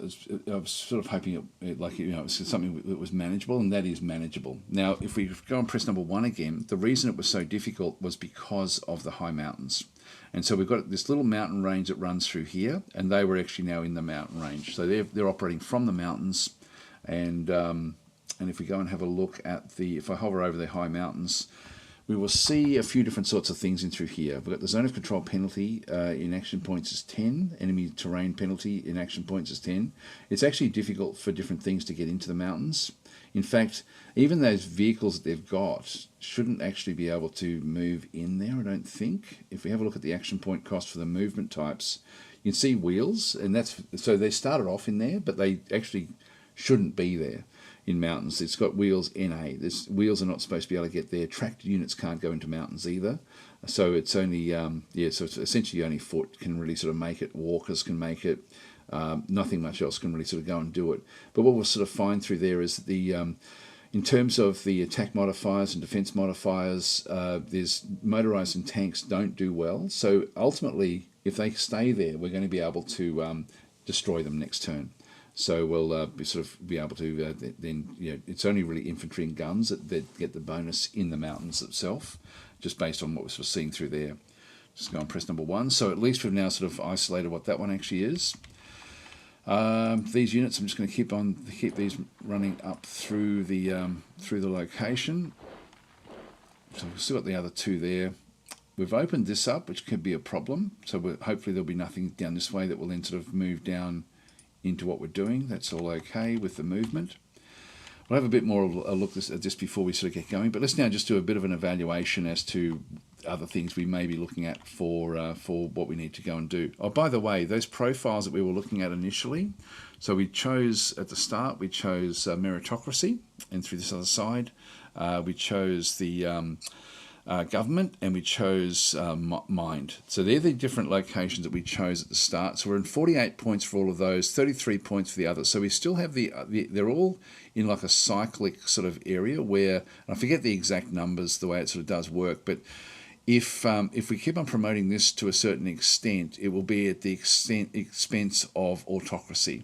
This one here, for example, government will be at the expense of commerce, and mind will be at the expense of fist. And so these actually have different bonuses depending on what we end up doing. Now at 48 points, we're not going to be able to do a hell of a lot. So this one here, we end up with, if we look at mind, so mind denotes the people that are cerebral and that like to think. Some have morals and have some morals and can be creative. So we end up with different bonuses overall with these different things. It's something you don't have to really focus on, but it is there if you do actually want it. So you can actually sort of go into this in a bit more depth. In fact, I might just show that now. If we go to the, I think it's reports. Will they actually do it? No, maybe not the reports. Hang on, it'll be decisions. Actually, where I'm lost. Oh, here we go. Management screen. If we go across to profiles, this is what we end up having. So at the moment, we're at 48 meritocracy. which means that we have accomplished envoys. So your nation does not have this regime feat. You still have you still have a 0% chance every turn to gain this one. It's because the profile has only been in the highest profile group for one round. So what will happen eventually? We'll have the chance to pick up these envoys as we then go to the next level through here. This one will happen when we get to 50. So if we get over 50 meritocracy, we have the chance of getting supervisors. At 60, we have the chance of getting martial tournaments, and these will then sort of add different things in as well. As we've got, we end up with essentially getting more and more locations. The more we push meritocracy, we get these other bonuses eventually, but it's sort of like a bit of a random thing. Government is going to give me a medical team that we can apply to different things. We get the governor convention and the bureaucratic push. So we end up essentially with trying to sort of do governmental type things. Fist will then, of course, be more about getting more volunteers. In this case, we end up with getting a different type of unit. What's that one? The People's Hero. Mind down the bottom through here, which is the one we're going for. We end up with getting some techno mages, which we can then apply to our military. We get a research bonus, which if we can, once we get this particular feat, we'll have a look at this when we actually get them. But as we go up through here, we get curiosity with mind, we get logical thought, we end up with engineer teams. So these are all things we can actually add to our military as we sort of go through. Anyway, that's profiles. Let's go across to assets. Again, this is a summary of the assets. We'll have a look and see, if you go to the preview, quite often you'll sort of see if there's potential issues. Nothing's showing up there in yellow or red, so I'm actually happy enough just to leave that one where that is. The models, we'll have a quick look at these. What I like to do here is click on all, and then just go into design. And what I'm looking for here is numbers, the two first numbers, the structural design and then the base design. These have got, these are randomly generated. And so these are your main random generation. The way it works with structural design, these can be from from 70 to 130, I think. And so we can see down through here that at 99, that's pretty average. So 100 is average. The flak guns are below average. The infantry are high. They're above average in through here at 108, so that's actually good. The machine gunners are even better at 114, and our light aircraft is 122. So these are all very, very good. The truck doesn't matter. The recon buggies at 92 is a bit under, but it's not bad. 92 is not bad. The anti-tank gun is good enough as well, and the light tank 98 is average, so that's actually not too bad. So I'm happy with my models. I don't have to. We don't have anything terrible there. And these are randomly generated at the start, and then you have to figure out how you then sort of work with them. The next one, base design, is the average here is between 70 and 100. So it's going to be 85 is going to be the average. So these are both above average. So our artillery is actually very good all the way through. If we go back to the first one. Below average with the anti-tank gun, that's okay. It's not really going to worry us. Slightly above average there for the rover, but below average over this other side. The machine gunners around about average in through there as well, and then the flak guns and things aren't really going to be a feature, I don't think. We'll have a look at the actual aircraft. Let's go to the we got the ultralights and the lights. So this one has an operational range of 7 hexes because of the poor pressure. So really not viable. I don't need this thing. So at 7 hexes, I could use it initially if I wanted to, but I don't think I want this. So the Manoli is an ultralight aircraft type. Yep, they're blah blah blah. So I'm not going to worry about that particular aircraft. The light aircraft in through here also only has an operational range of 7, but we don't actually have that one. So we won't have any of those. I'm pretty sure we've only got like the ultralight at the start of the game. So I think I can at 7 is not a very, they can't go very far. If I just go back in and go back to the map. So from Playstron 1, 2, 3, 4, 5, 6, 7. So I can get out to this region, and that's all I can do. Like it's not really going to be, like it's going to help a little bit with this sort of stuff, but really not going to be all that viable. I could do some more scouting if I wanted to, But overall, all it's going to do is just drain fuel, which in fuel is going to be a problem for me as we start to sort of play the game. So if I go back to Claystron itself, and if we go back to the actual group that we actually have through here, we'll see there that we've got some ultralights here. So this is, so we've got 30 Manoli aircraft at this location. I don't want them. I'm just going to go and click on them. I'm just going to do a scrap of those particular craft because these are, again, just going to be costing me. So let's get rid of them. And we'll scrap all the Manolis. And so we scrapped 30 Manolis in one unit. Scrapping them gave us the following. So we ended up with more fuel, more ammo, 3 food, and 28 metal. They were given to the zone infantry unless the troops scrapped them were in SHQ. So in which case they go to the SHQ, I think. Note that if the scrapping takes place outside of zone, yeah, they're all lost. Anyway, that's fine. And we end up with 300 population, have returned back to the zone. So we got rid of those. We don't need them. And that's going to mean that we also don't need the airbase. So when I go to the airbase, I've got different things I can do to set up these different things, and in fact, we'll probably end up doing it with the truck station as well until we can get on top of the fuel. So in this case, it's cost me 20 fuel. I can change how this one is then operating. So I can set the maximum production to 70. It's currently operating at 100% production.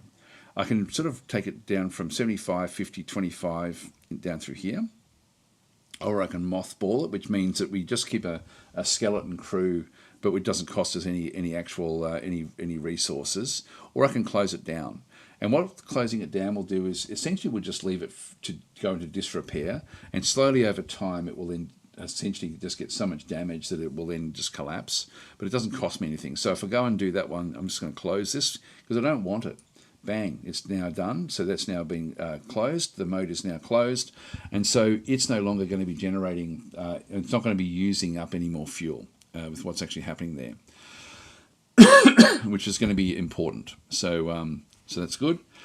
We still have a little bit of a disparity there, but we do have a fair few, and we don't actually have anything, we don't have much else that's using fuel. We do have some, but not a hell of a lot. All right, let's go back to the management tab again. So having a look at that one, we don't need to worry about our models initially. That's not really something we have to concern ourselves with. So I wanted to have a look at that one initially. So we had a look at the assets now. You can also do it from here as well, by the way, to go, that's the different levels of airbase. But with the airbase selected, I can actually go down and do the same deal down the bottom here with what it actually does do. Nothing else we really need to address. We have our own agrodome as well, which is giving us a fair bit of food. Sometimes if you're running out of water, like we're using 450 water per turn, but we produce so much of it. So I might as well just keep the food going, thumping along. So we can end up selling off the food, or we can use it for biofuel if we end up with a lot of it. So this is an agrodome level 2. Like if I go and click on this one and click on it a second time, you'll sort of see that it's at this level here. We can keep on increasing the levels if we're wanting to. All right, so in terms of getting our assets under control, that's not a problem. Models we've had a look at. Leaders, what we want to do here is we're looking for tier 4s and 5 leaders. Now we've got ourselves a tier 4, who is the commander of the 1st Machine Gun Infantry Brigade. That's wasted in terms of it being a machine gunner. Let's have a look at this guy. So this one here has got average all the way through. Charisma is high. Is good in through here, but yeah, it's not going to. The capacity means this is actually this was sort of like how well they'll adapt to different things. It's not great with the other skill set. The charisma is high though, so he's a good one, but not great. We've got the advisor through here as well, which is not really being used. Let's have a quick look and see what he's got. So he's got high charisma and high willpower, but not much else. We've got diplomacy is high there with him. So, well, the advisor, he could be wasted in that role, but he doesn't have any sort of science, and I'm looking for science skills. So we'll leave him. We've got the governor of Claystron is 30. Let's have a quick look and see what Archie has got. Charisma is only average, which is what he actually does need. His leadership is up there a little bit. Oratory is going to have to be used. You can see the little asterisk means that he has used that one. This one does actually have skills all the way through here as well, which is good. So he's actually not bad for what we end up having. So that is good. Our SHQ commander is only a cap 1. That's terrible. So I'd like him out of here. I'd like to get him. Like, this guy is the most important person in our military, but he's got very, very low capacity and very, very low skills. He's going to be a real problem. He does lead from the front. Yeah, maybe you get killed. Hopefully, if he's close enough, that may happen. Let's just see what actually happens for a little while. We're not going to be able to get rid of him initially. Secretaries don't really matter that much. Reserve pool members, what have you got? Oh, actually, this is not bad. Inventor skills. Even though he's only a cap 2, he does actually have some natural abilities here with invention. And now, this is now already formed in my mind. I'm either going to go military research or just normal research. So there'll be the two that we'll start with, I think, just based on, and I'll put him in there. Even though he doesn't have great capacity, he does have high intelligence, and he does have already inventor skills. So he's actually in the reserve pool, which means it doesn't cost me anything to move him into anywhere else. The Supreme Command Council, this is only a cap 2 as well, so Dolly Kirkland. Reasonable sort of skills in through here. Not going to be great, and she's initially going to be how we're going to get our political points and our money as well. So she's not a fantastic person in that role. The two guys in through here, we saw Glitch, and we also have Duncan. Duncan is... what I'd like to do is I'd like to get Glitch in charge of... I'd like to swap those two out, which is going to cause a problem. The trouble here is that Victor is actually also the faction leader for the Sacred School. And so if I demote him, the Sacred School members in the population are going to become quite disgruntled. But if he dies in a fight, then that's probably going to be the way to deal with that. So if he dies in military actions, that would be ideal. But we're just going to have, so maybe with this first attack, he may end up on the receiving end of being on the front line. Then we've got the governor, which we've had a look at. So leader-wise, they're not great. They're not terrible, though, so they're okay through there. Profiles we had a look at before. Technology, we we will now get random things coming up. So the economic stuff is probably where we want to end up going, I think, more than the military. But we wanted to get military in fairly soon as well, if we can find somebody else that can research. But I also, with the Economic Council, they can start to look for fuel. I mean, I think that will be important. So we'll go that way. Types we won't worry about as well. This is going to be, again, just coming through military research. So we won't worry about those. Just go back to the map. And we'll go and start our decision making. So we'll start with the organisation, and we've only got 17 political points to then go and use. Tenra is saying Vic should add an officer academy that allows you to raise the next generation, similar to the ammo factory. The officer cards themselves should become rarer and much more meaningful. That's a good idea. That is a good idea. Let's go with the Economic Council, though. The Economic Council is going to allow me to prospect for new resources, but also to get my basic technology. That's now used up 4 of those. Zone decisions, we've got protests. I'm going to just try to... This one's going to cost me 1 political point. Now, if I do the oratory roll, this one here is going to be the governor is going to be doing this one. So this is Archie, is going to be essentially doing this particular role. So the oratory roll is a die 100. So we need to get a leader skill family bonus of 5. Okay, we get leader relation modifiers. That's with us. Give us another plus 12. The improvisation bonus of 15. 6th sense bonus of 3. I don't know what we have to roll. It's probable calculation is we've got the plus 35, so it's a 1 die 100 plus 35. It says difficulty 33. I don't know what we're trying. These are so obscure. I wish that I know there's been a lot of work done to show them, but you still, what does that mean? Like, what do we have to roll? We don't know. I'm just going to go and do that one though. We'll calm the protests. So I went out in the streets to parlay with the protests. Oratory roll is 104 versus difficulty of, the difficulty was 33. We had to roll more than 33. Critical success because we, I think, beat it by more than 50. Looking somewhat sullen, everyone went home after I spoke. Unrest did not increase.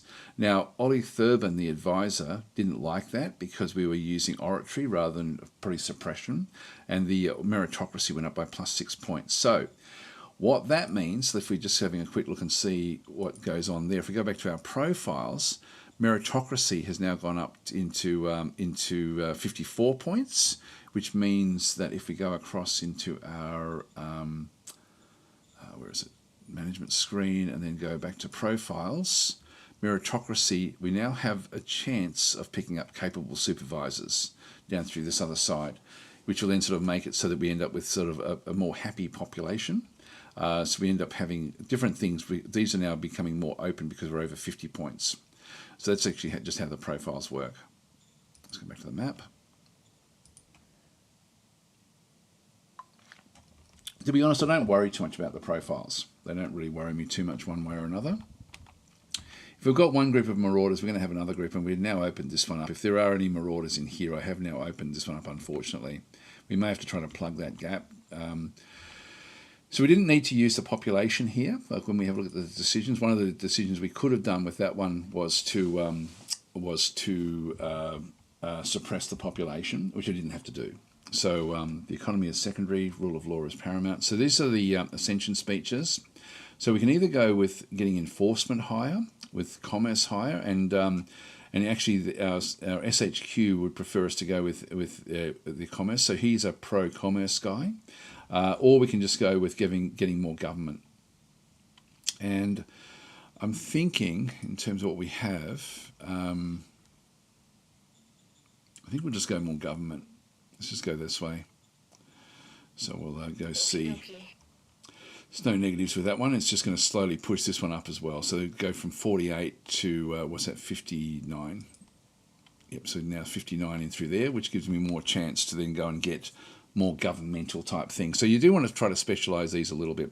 When the Republica DLC comes out, that's going to become even more important.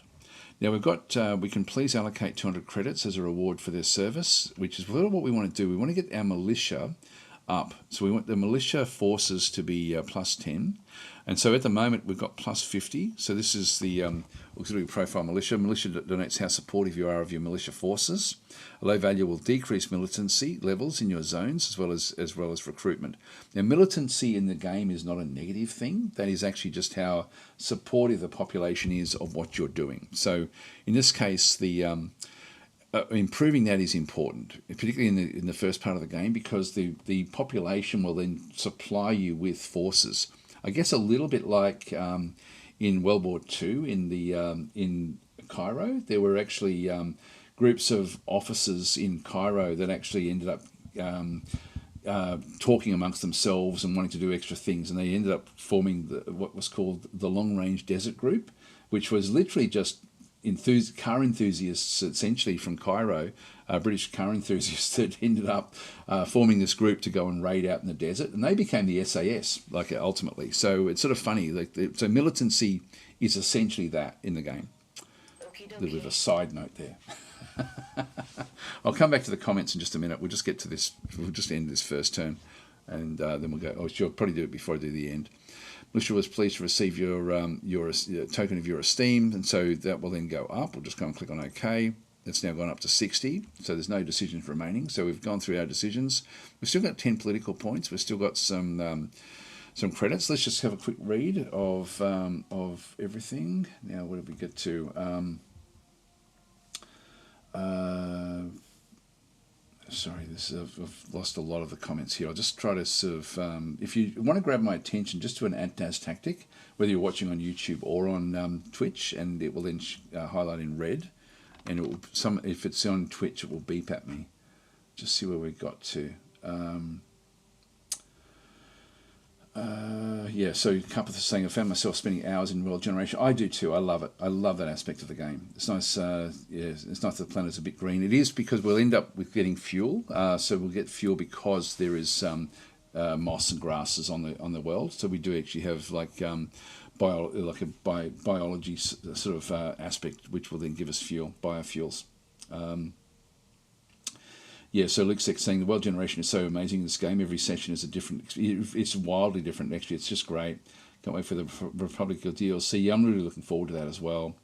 And so Carpeth is saying, I do like your terrain marker mod. Oh yeah, I meant to mention that the little indicators that you sort of see through here are on the map. If I just press number 1, you'll sort of see mountains are mountains, hills are hills, like they've got little hill symbols. I don't have any forests on this particular map, so we're not seeing it in too many others.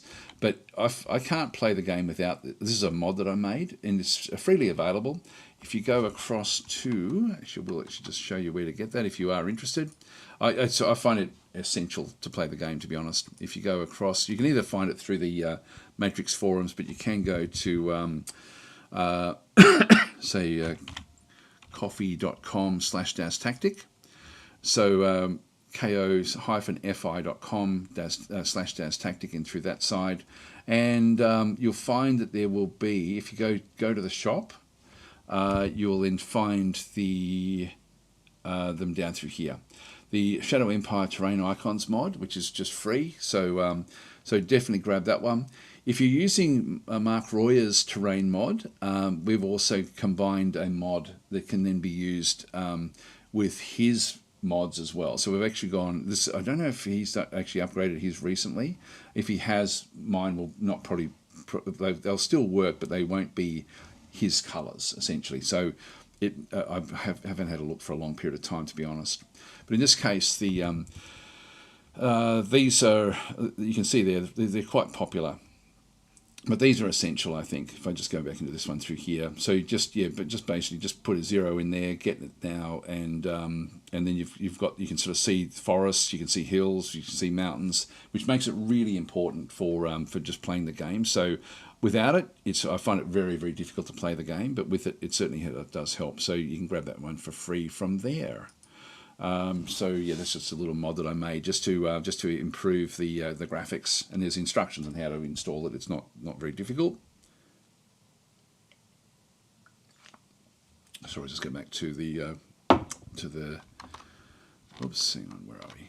Go back that way, and sorry, I'm going to have to keep it there while I just go through and read a bit more.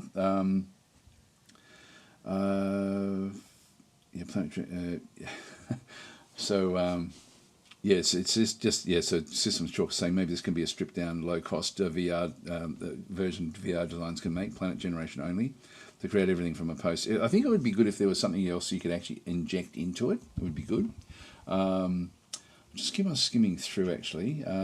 Might be time for me to do another playthrough, says Operative Light, and Redshirt saying that's some really good artillery design. It was indeed.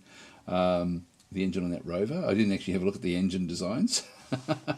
49 just hurts for a scout. Actually, I didn't have a look at that one. I usually pretend the hexes are only 30 kilometres wide. Yeah, I know, I'm the same, Beam Slam. It's sort of like, it feels wrong, doesn't it? Hi, Mr. Jazz, how you going? It's sort of like 300 sort of, it's just too big. And back to YouTube. Wow, there's been a lot of comments. So, Union's idea is saying, are you just illustrating the planet generation process? No, I do plan on playing a bit into it. Where are we going? So Naz is saying, hi, I'm 45 minutes late. I clicked a bit back, but see, Daz has not started yet. Yeah, so unusual. Okay, I always love seeing Daz play this game. I love this game. I really do. I assume this is a function of the Mayhem settings, so making the mages more developed in general. Yes, that would have been back from when we developed the first one. So we can expect that to be the case here as well. That the enemies will be more powerful. Map export sounds like an opportunity for a mod. It's the modding in this game is not really well supported yet. It's because it's not the game. It's sort of funny to say it after I've just been out for a few years, but it's still not mature yet. and so I don't think Vic wants to sort of add in any modding, really, like doesn't want to focus on modding and give modded support, because whenever he makes any other changes, because the changes are still quite big in terms of development, and so he's not wanting to put in modding, he's not wanting to make modding too easy, because that means he has to then support that as well, so he doesn't want to do that one just yet. So there we go. Hobo Elf was saying, I listened to a podcast recently where Daz and some Explorminate people were arguing against and for Age of Wonders 4. Daz convinced me to go give the game a try. Now it's my favourite Fantasy 4. It's an incredible game. It's sort of funny. That's Battle Mode. Battle Mode actually doesn't really like Age of Wonders 4. I think he wants to like it. That's how I feel, to be honest, about what's the game that's just come out? Version 2 of something. My mind's gone blank. It's only just come out, literally, into early access. Endless Legend 2. I want to like that game, I just don't. So yeah, it's but Age of Wonders 4 I love. I think I saw the Barman before. Yes. Starting with 2 armies this time. Yeah, we'll start with 2. Rare earths right close by. That's nice. Too bad it's not metal. Yeah, we'll find metal. Like with getting the economic council, I'll be able to find it. Yep, there we go. Endless Legend is what people are saying on Twitch. If you're looking for an aggressive play, you might want to restart so you can get more scrums. Yeah, so we've done that one. Hi Thomas, how you going? Take the challenge with what you have. It's just going to be boring if the previous one. This one will be good, I think. Goaty Lord is saying, hey Daz, out of all your streams, I enjoy your SS the most. I'm not sure what S is. That's because the world is so immersive. So you mean Shadow Empire? Oh, Shadow Empire. There we go. Yeah. So it was should be SE. So hail the streaming king, says Muzzle Paint. Thank you, Muzzle Paint. Thomas saying hi, Daz, and Nicholas saying hi. I'm assuming it's Daz. It's not. I'm not Nicholas's dad. Thank you for all the gameplays. Keep filling up my library with Slytherin games. Well, the game at the moment, as we saw there before, is currently very, very cheap. It's 60% off, I think, which is pretty cool for Shadow Empire. If we have a bit of a look, yeah, 60% off that one. You can get the complete there for another probably $5 US to get the. We did start off this way, just going through Oceania and Shadow Empire. So they're on special. 60% off is actually probably about as good as I've seen, I think, for Shadow Empire. So now's a good time to grab that one. Anyway, let's get back to the game and continue on. So we're sort of now getting through our first turn. We've pretty much now done everything we needed to do here. So yeah, so Nicholas saying, Daz, yeah, sorry I'm on the phone. Yeah, I know what you mean. I get that a lot, actually. It's sort of a funny one when it comes up. So press number 1. And we do still have other things we can do. So before we end up, we've gone. One thing we can now have a look at is we've got we can raise formations, which we don't really need to do at this stage. We can colonize if we wanted to, which we don't want to do, but we can construct. And so we want to go to Claystron, back and through this other side, and then just go to construction. And so depending on where we are, we can do different things. So I'll just show you a bit differently. If I go across to here, which has got, so I'm just going to select that hex with the rare metals on it, I can just go into construct, and then I'll have whatever I can build on this location. So I can build myself another agrodome if I wanted to. It's too cold for open farming, so I can't do anything down here for Xeno facilities. Not that we can anyway with this planet. Mining, I can actually get a rare metals mining facility or wind traps. So that's something that will be viable soon. We will be wanting to do that. I do have the metal for it. I don't have the machines for it. So it's 2 rounds, where every round I wish this was a little bit easier to sort of make sense of, but we have to double that because there's 2 rounds of building. So we need 2 machines. Yeah, the workers will come every turn anyway, but 250 metal and 185 construction. So we sort of do need that one through there. So that's going to be a little bit expensive. I think that's how it's worked. Am I getting that one wrong? Anyway, it's 2 rounds to build it. I think that's per round. what we require there. So I'm going to need machines to be able to go and build that particular one. Now we can get them through our industry that we've actually already got established. I can also go to energy and build a solar panel field. I can go to logistics and start to get truck stations, rail heads, and so on and so forth if I wanted to as well, but I don't want to do any of those. If I go back to Claystone and then actually have a look at construction through here, we'll then see that we've got, again, mining. We can upgrade our recycling facility to get even more fuel out of it. We can get wind traps. We can go to energy, getting a scavenging furnace, which will then give me even more energy, but we burn through the actual scav points on that location, which you can see we've got 6.8 thousand in through that side. Industry-wise, if we have a look down this one, we get industry level 2, which will then give me a big increase in our actual industrial output. But this is 4 rounds where we need a lot of metal, like a hell of a lot of metal, to be able to go and bring this one up. The biofuel refinery may be something we need to look at some point, which will give me 200 fuel. And so we can do this one where we choose through food, excess food. The ammunition factory is going to be okay. So we'll just, that's not a problem. Government-wise, this is probably where we want to start. We can go in here and get the high command level 2. It's 4 rounds of 100. There's no machinery involved. 100 industrial points. So we've got enough to be able to build that one, but it's 4 rounds to do it. And that will then give me 40 bureaucratic points and 100 of the political bonus political points, which is not 100 points. It's just sort of like a bonus that gets added to the potential to go and pick up the political points. We can also go in and get other things like hospitals or barracks. The hospital is going to give me 100 of the quality of life health, which is also another good one, but it's going to cost me 400 metal. I've got a fair bit of metal on this world, so we're doing pretty well with that one. The barracks is going to give me security points, and as well as a bit of a bonus there to training points for our units. And then the bureaucratic officers down here is really what we want to be aiming for. 2 rounds where we end up getting 200 bureaucratic points. So this is actually where we want to be going as fast as we possibly can. Now, because bureaucratic points are just so important, they get split up amongst the various leaders that you have, and it sort of aids them with their job. So we want to get to this one relatively quickly, and so we need to get civilization level has to be at least level 2. So we have to aim for that, which means that we can do different things to promote that. And so the hospital may be a viable option for me, where I've just got 180 there, I've got 288.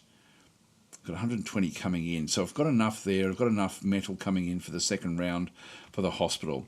So if we go and do that, if we just go and press escape for now and have a quick look again at the reports, and we can then, I think reports is the place to do this. This is where the bureaucratic points will then be coming through. But if we go into, actually maybe it's not the reports. Where do we see that? So it's funny how your mind goes blank with these games. They do for me anyway. Reports, I thought it was in reports somewhere. No, it's not. It's down here. So this is actually this is Claystone, the zone, through this other side. And we can see down through here, we have, this is the civilization score for the populace at the moment is 5. The quality of life score is 6. Now this score here, if I hover over that one, it's not going to tell me what's going to happen. I don't know if it'll tell me there either. But this one essentially gets pushed up from the quality of life. If the quality of life is above it, it will then sort of go through. And what we're looking for is the quality of life score, and it should tell me the high limit of the zone quality of life is a quality of life score average plus the lowest quality of life score divided by 2.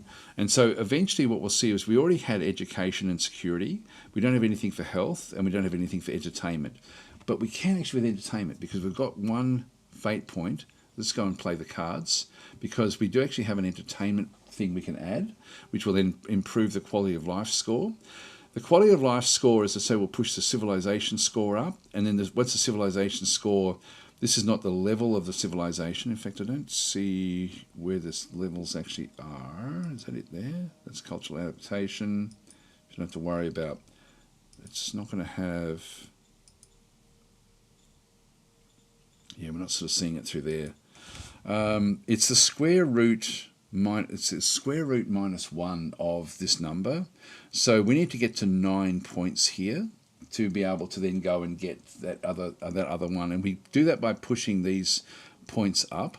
And so at the moment, the quality of life score here is only 6, but we need this to be raising very, very quickly. So let's go to our cards, because I do remember that we actually had a strategy card.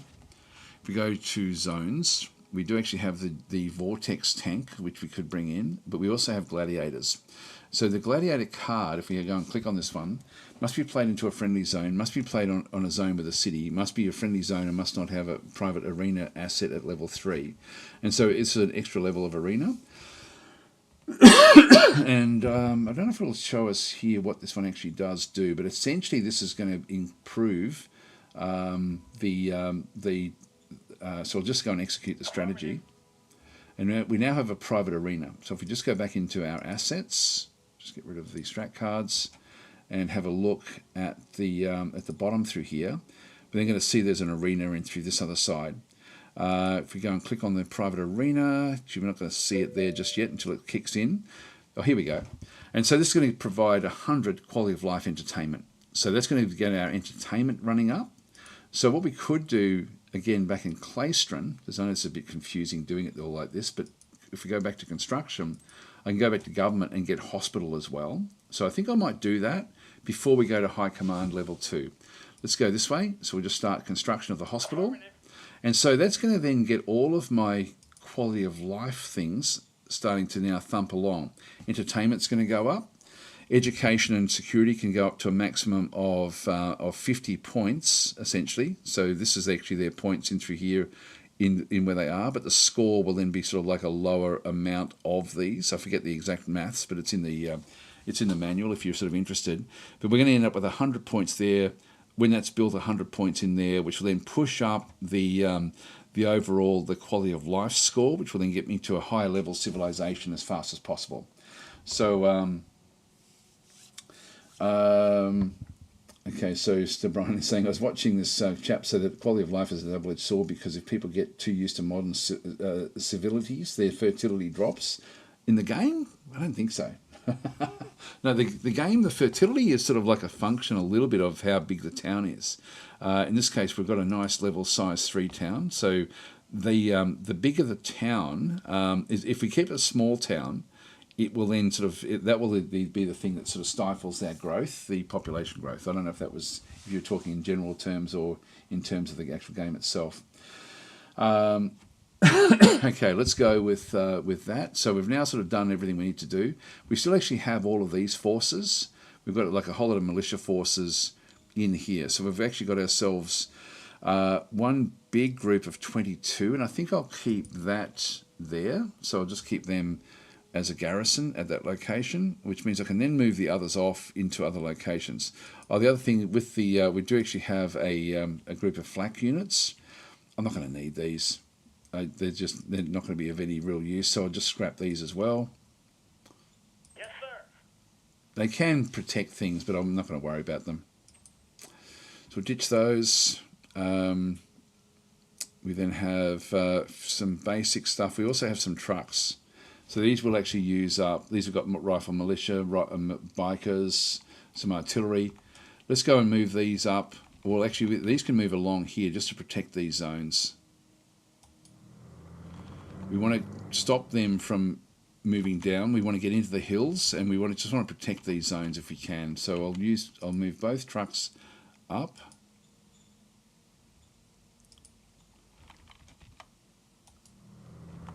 And just make sure that we try to keep this zone under control. Because that's going to be important. They'll extend down until they sort of start to interact with everything. Now we do actually just have some basic units in through here. I just want to protect this farm, so I'm just going to move that one up into that location. Don't need to really move the others out at this stage, so I'll just leave them where they are. Okay, so we've done pretty much everything we need to do for this first turn, so we'll end our turn here.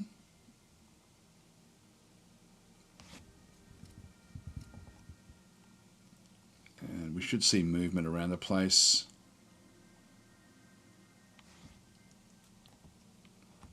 Talk a little bit about combat coming up. Yeah, look at this. See how they're just moving around, but jumping, because we don't have any sort of agreement with them. So I just wanted to get those trucks up just to secure what we can. Most important thing for me up there is actually, oh, here we go. We heard rumours that out of the wasteland, arachnids from landing territory have leveled up to the hive level. Okay, so this is actually going to be part of the Mayhem stuff. Now, we didn't look to see where landing was in this game, so we don't know where that is. But we have heard rumours now. So we received 4 new fate stratagems through this other side. Labour Day, militia loss of faith, so our blood sacrifice. So it does give us 2 fate points. If you want to use the right words, everyone will accept what you propose. There's a propaganda. And then travelling teachers. This one will also then improve the education level of a location. So we don't need to use any of those just yet. More forces coming back out of here now. We'll just keep on moving these up. Got the wall bunker there. So these are pushing in. I'll leave them where they are.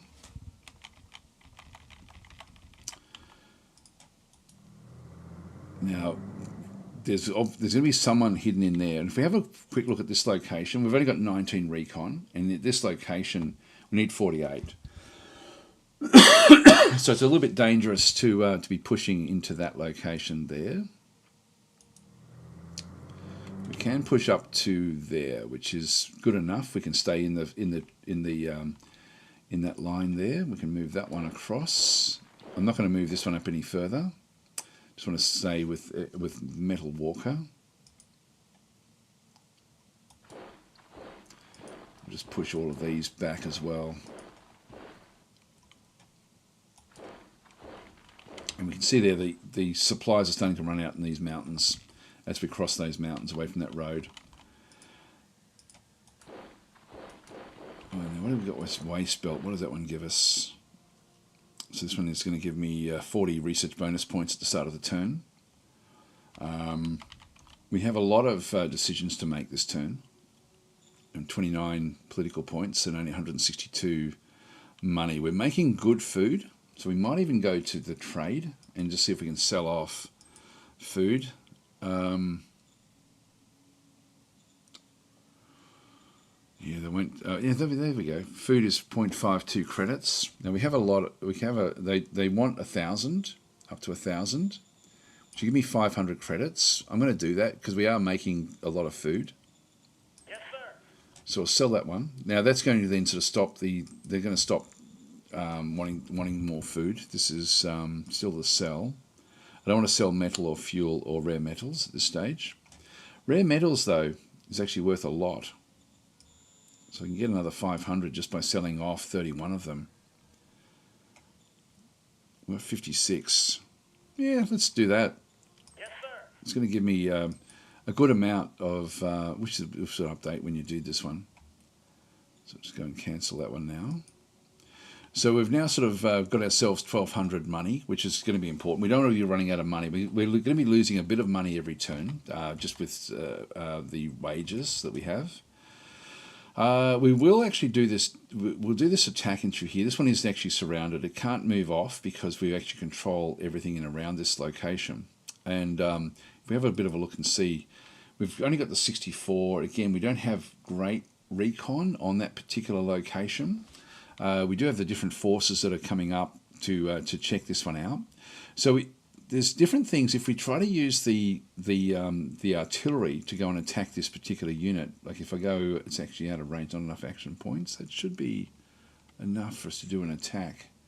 If I start the attack there, I can switch to a ranged attack. Yeah, then these guys can just do a ranged attack against it.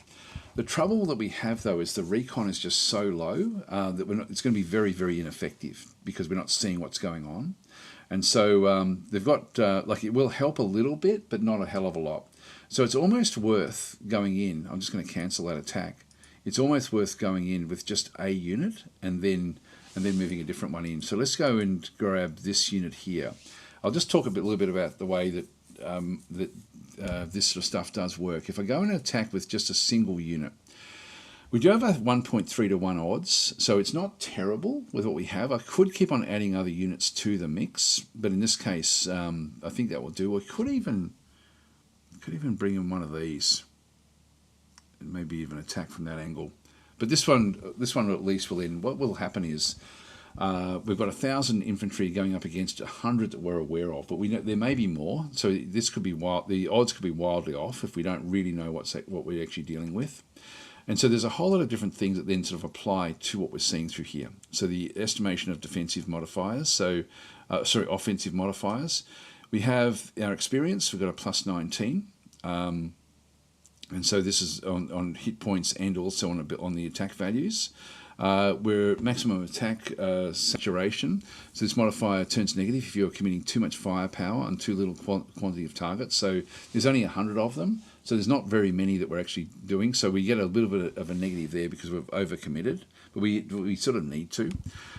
We have the OHQ, the operational headquarters, and the supreme headquarters also can add a little bit to it, and through this other side. For foot, it's plus 20%. For twin gun, machine gun, it's plus 26%. So we get essentially an average there of 22%. And we end up with this is the hit point modifier, so we end up with a few more hit points. We then actually have a caliber matrix modifier, so some armors require weapons to have a certain caliber to penetrate them well. And so for us, for our foot and for the machine gun, it's negative 18 because we're going up against armoured cars. So we end up with a lower caliber matrix there for what they're doing. Then we actually have the sum of this is all the estimated modifiers multiplied with each other. So all of those other things are then sort of going to be the plus 34%. We have the overall offensive power, so this is a rough estimate of the offensive value of the forces. Both attack and plus HP are taken into account, and then we end up with that times that gives us the overall sum, the modified offensive power of 970. And then we're going up against this grouping through here where they've got like a landscape modifier of defense values. So in this case, the landscape modifier of the attack values of the troop having to defend the landscape, high mountains, grassy. For militia buggies, it's minus 50%. And there's no modifier for militia bikers. They're just not considered either infantry or militia. If that militia buggy was actually a group of infantry, it would be positive. But because their equipment, they don't operate well in mountains, so they have a negative there anyway, which is good. They are dug in a little bit. This is the entrenchment modifier.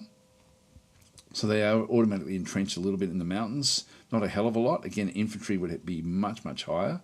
Back through here, the experience modifier and attack values, they've got plus 15. We had plus 19. Same with hit points. That then just gives them a defensive power overall of 313, and essentially it's the same. It's sort of everything sort of evens itself out to a large degree. So it's essentially going to be 312 in through there. So this first attack, I'll just go in with only one. I can start to add in other units. I might just show this a little bit. If we attack from next door, if I go and click on that one through there, we'll then sort of see that we've gone to 2.9, and we end up with a few extra things. We've got a plus 5% concentric attack modifier. So this one is now going up a little even higher again. This one has not changed all that much, but there is now, we've got even more, we've got more sort of things coming in from different angles. If I get rid of that one and go for this one through here, it's plus 10% because we're coming in from even better angles. And if I go and grab this one from over here, we end up with plus 40%. So we end up with a 7 to 1 odds. And in reality, that's probably all we need to really go and do. But if I go and ditch that one, we've still got a 3.7. If I get rid of that one and put that one on, it's only 2.8. The reason for that is that these come from different units. And so we end up with a 20% through there. If I go and unclick that one, this one here is only 10%. So we end up with, by using the same group of units, we end up with a bonus here as well. But I'll go in with just one, just to sort of show how, like to make the artillery even more effective. So if I go in with this one attack initially into this other side and just go and do the attack. Going in. Now he's still alive, unfortunately. And getting a lot of kills, which is sort of what we would expect. But we now will have our reconnaissance has now gone up to 640. As long as you have less than 400, yeah, blah blah blah, we'll be able to now see everything. So we now know everything at the expense of 4 of our units. So we lost 4 units, and the others retreated from that location. So they've taken a bit of a beating, but we now can see everything. The bikers did a lot of damage, and this one here did a bit of damage as well. So we've got 3 bikes and 1 biker. We can go into more detail if we wanted to, but let's just leave it at that for now. So we've got very limited with what actually happens in through this other side. So they ended up getting their troop modifiers. Yeah, that'll make them a bit stronger for the next attack. But if we now just go and click on OK, we now see that our recon should be higher on that one there. Yeah, 640. So we now actually have all the information. We should now be able to see everything in that hex. And so the actual hex itself, it has got 30 buggies and 100 bikers in that particular location. So we can now go through and actually do even other things. We can go in and do a ranged attack. So if I go into my attacks, so I've got ranged attack into here. So I can just go and select this one here. Yeah, I can bring both artillery in. And so there's no return fire expected, but we can now just go and soften them up. These ones often won't do any damage, but if I just do a ranged attack using artillery. Oh wow, actually that did a great job. Because we saw it. Because we had the recon, we could really target what was going on there. And so that's now, that's essentially has now retreated from that location. But these guys absolutely smashed it. So that was actually a really effective artillery strike, but it was because we had the recon. So we had to send in that first attack to get our recon values up. And so now if we have a look at it, we've now just got like a group of militia buggies. Again, we've got very, very high recon. We can sort of see a lot about them, what their sort of skill levels are, etc., etc. But in this case, they're not really going to be, they're from the tank group essentially, but this is not going to be, they're not going to be all that good now with what they're doing. So they should be, their supply is 100%. Where are they down to? Their experience is 31. Their morale is only 41. So quite often, I wasn't expecting to see that level of damage done with the artillery, but our artillery is very, very strong. We saw that when we were looking at the models. And so that was extremely well done. In this case, I can now just go through and I'll just go back to inspect, or even if I go back and click on those, no, I'll just go back to M. If I go back to movement, I can then go into here and set up another attack. We now actually, even just with 1 unit, we've now got odds of 39 to 1. So we know exactly what we're dealing with. We no longer have to guess. And so we have a massive advantage now with because of the recon. This is I think this illustrates really well how important reconnaissance actually is in the game. And so we just do the attack.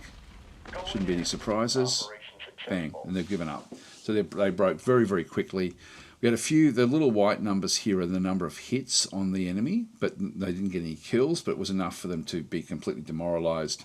And they've been sort of now, we've taken that one over. So it did cost me 4 units, I think 3 units in total, but we've now destroyed that particular location. And we want to bring these up as well. So that one there is a bit broken. So like choppers for recon, yeah, that's in the motorbikes. Yeah, the motorbikes are good at recon as well as the armoured cars. So we don't know what these are because we don't have enough reconnaissance. They've only got 18, got 16 there. I should be safe enough to walk up into that location. What's in there? That's not all still non-aligned forces. We just want to sort of get to a point where we can get like small choke points, blocked off with everything. I'm just going to grab myself a drink of water. Be right back.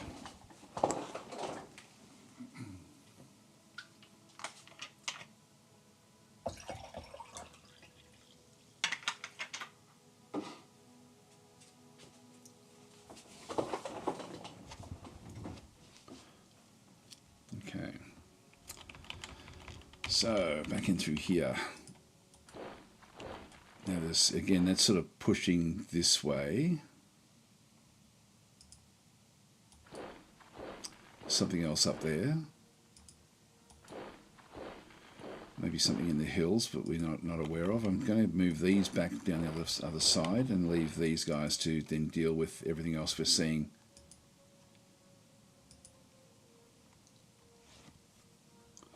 But just go and press number 1 again. If I put them in the hills, it just gives me a little bit more protection.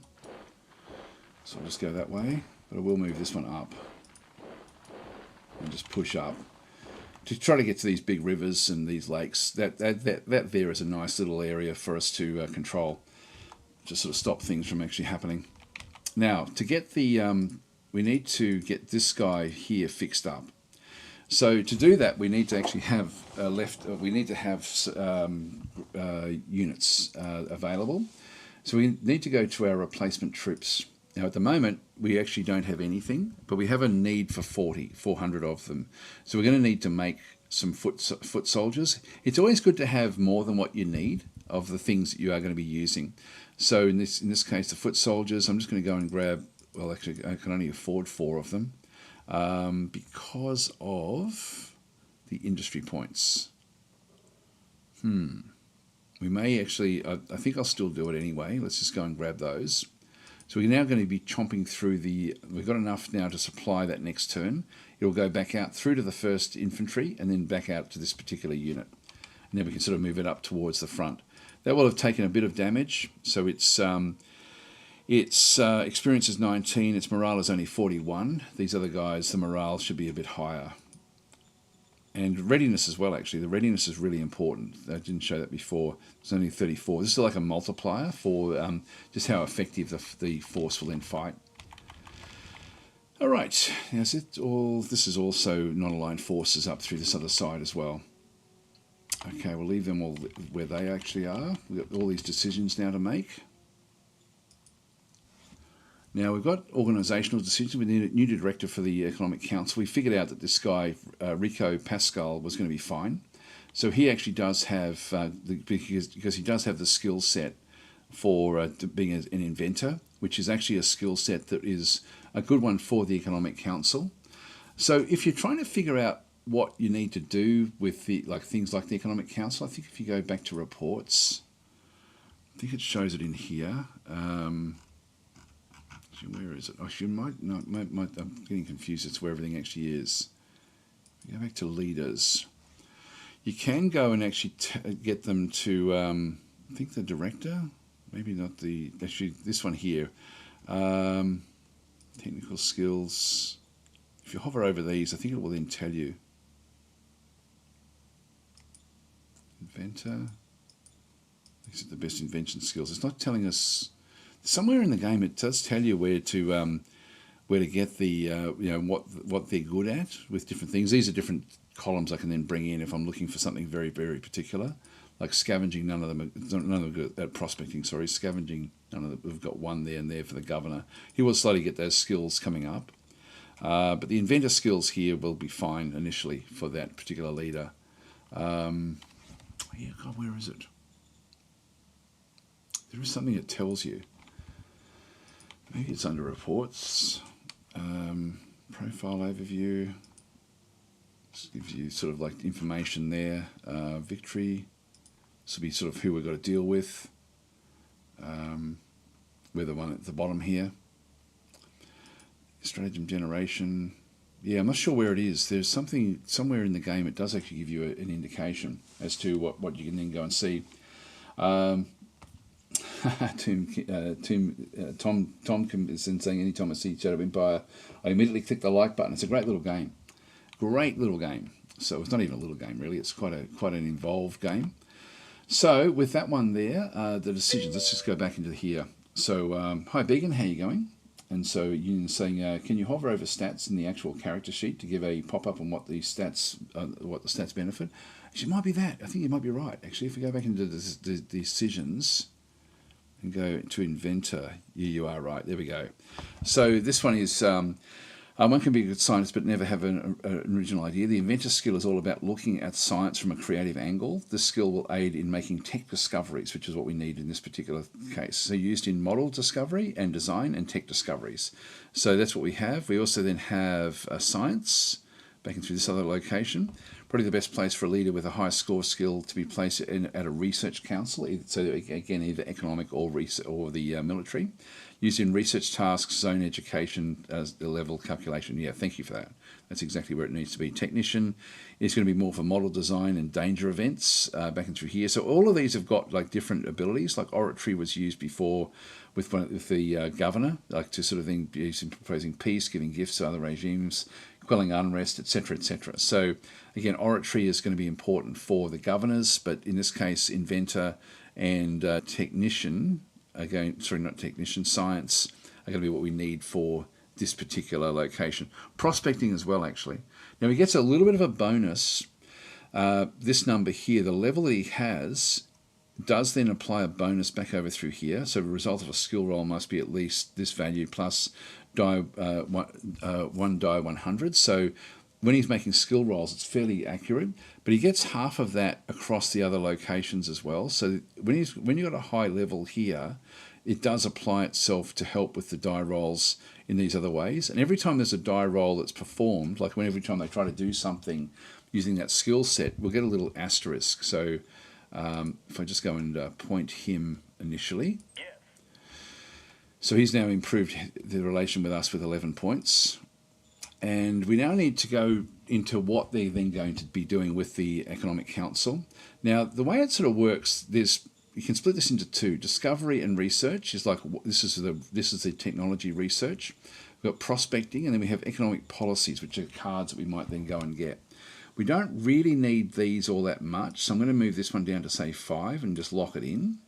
The prospecting for us is going to be relatively high, so I'll probably keep that at around about, say, 30%, which then leaves me with the research. And I do need to get the research happening. If I have everything put into discovery, for example, like 65 into discovery and nothing in research, it will then all it will ever do is just look for new research all the time. But if I do it the other way, if I go and sort of put it in with sort of like nothing in discovery and everything in research, it will do the opposite. It will then sort of rattle through. It will not try to discover new research. It will actually just put everything into developing the research that I've told it to go with. This relationship here for this one, and also for the military technology, is the ideal, because what it does do is, if we're not researching everything, all of this points go back into discovery, even if it's on 0. So in that, this for me, I think it's going to work fairly well. So I'm just going to confirm that. Yes. So priorities have been shuffled as of immediate. So now he will then start, and we'll look at this when we go to the next turn, and we'll have to actually get going fairly soon. But Beamer wants a special exemption. As long as everyone's happy for these sorts of things, actually, that's democracy is going to go up by +7, and heart's going to go up by +7. We end up with democracy going down, and everyone's pretty happy with that as well.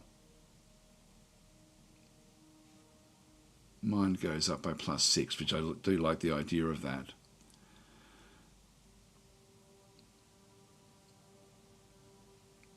Yeah, this one's on 67. I think I'll go that way.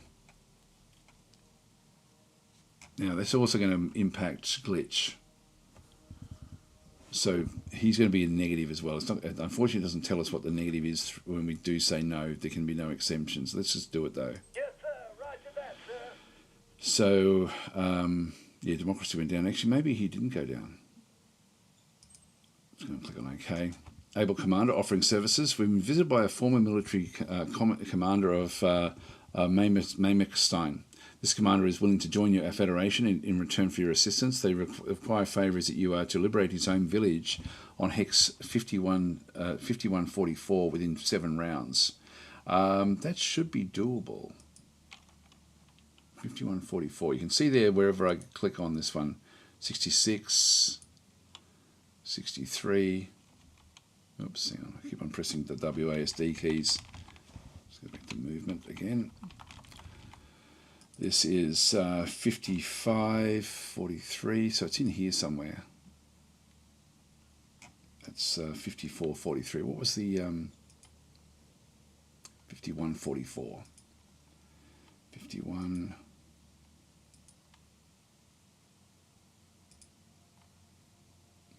'44 there. So we have to get to there. We know that there's actually another big group there. It's going to be a little bit hard to do it. Let's have a look and see if everyone wants us to say yes.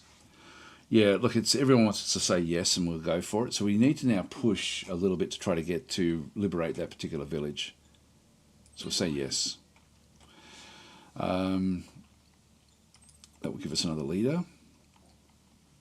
Now the national budget allocations, I'm just going to change this a little bit. The Supreme Command Council is really doing all the heavy lifting at the moment with getting us all sorts of things, but the person in charge of this is not that great. So I'm going to move it up to say 40-60. So I still want them to have the majority because that's how we get our political points.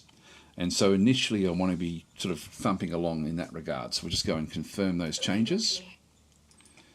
And the Sacred School. So this is actually the very inept leader is now wanting us to go and hire one of their candidates.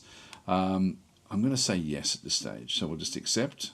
Yes, sir. And so we've now got Gordon Brady is going to be in the reserve pool. He's probably not going to be all that intelligent, I would imagine.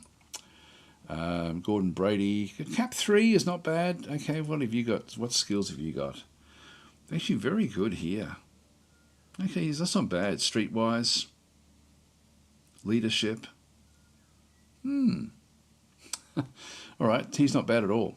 So Gordon was a good one for us to go and get, ultimately. So he would be a good governor. So yeah, not bad at all. Let's go back into there. So all the decisions have now been made. So what we need to do is we need to somehow get across here, but I just don't really want to be... I think what I'll do is I'm going to push this one down. All right, so we have to get across into Sales, I think. It's 52. It's that one there. We need to get to Crossack. But there is a group of them, a group of units in this other location that are sort of blocking the way. We've now opened this one up, unfortunately, and I can't really do much about that. So I'm just going to leave that one where that is. You can see we can't get the trucks into the hills. Move them back down again. We'll just keep on shuffling along this long road. All right, we'll end our turn, and then I will have to start to get going. So we'll end the turn here.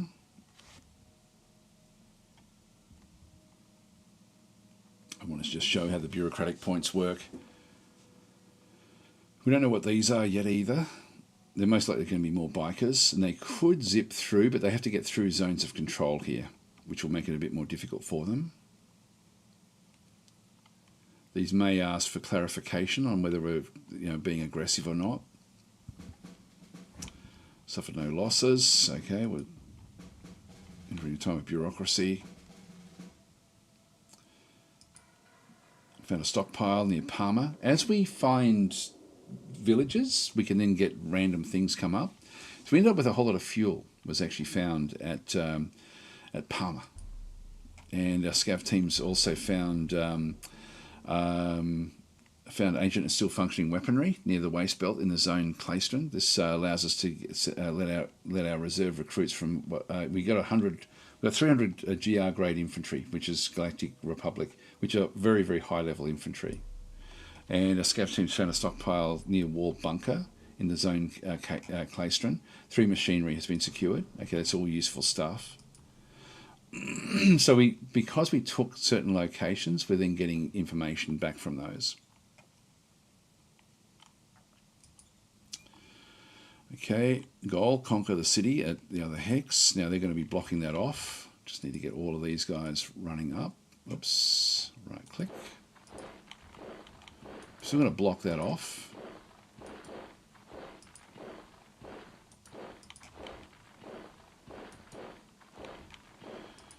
So what do we got? Just got rifle militia in here.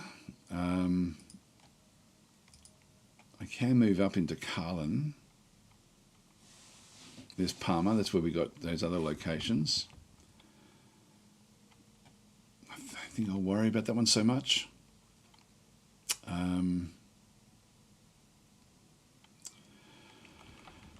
Not quite ready there.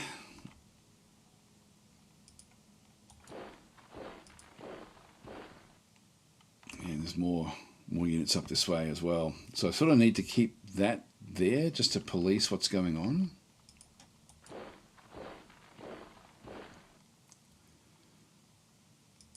Without knowing what's in here, I just don't have the recon abilities. Not going to be able to do much. I'll just leave them out for now. Put them back on the road. There's strategic movement as well, where I can use the truck transports to move these sorts of things along, and I'm thinking we might do that now. So if I go into I've got move, but I've also then got strategic move. So it allows you to units to be transferred using trucks. So we actually do have logistics. If we go back to our map point, so I quite like leaving this on as well, which shows you all the actual map points, the movement points that you have. And so, for example, we don't need anywhere near the points that are coming back out this other side or over this other side as well. So we can sort of limit what we end up having. So we're chomping up through a lot of supply points along here. So we don't have very many supply, but we have to keep this open. So what we're going to do here is just press number 1 initially, just so we can see what's going on. So we've got our supply points coming through. I'm going to press the Z key, and this will then go in, sorry, not the Z key, the T key, which is traffic signs mode.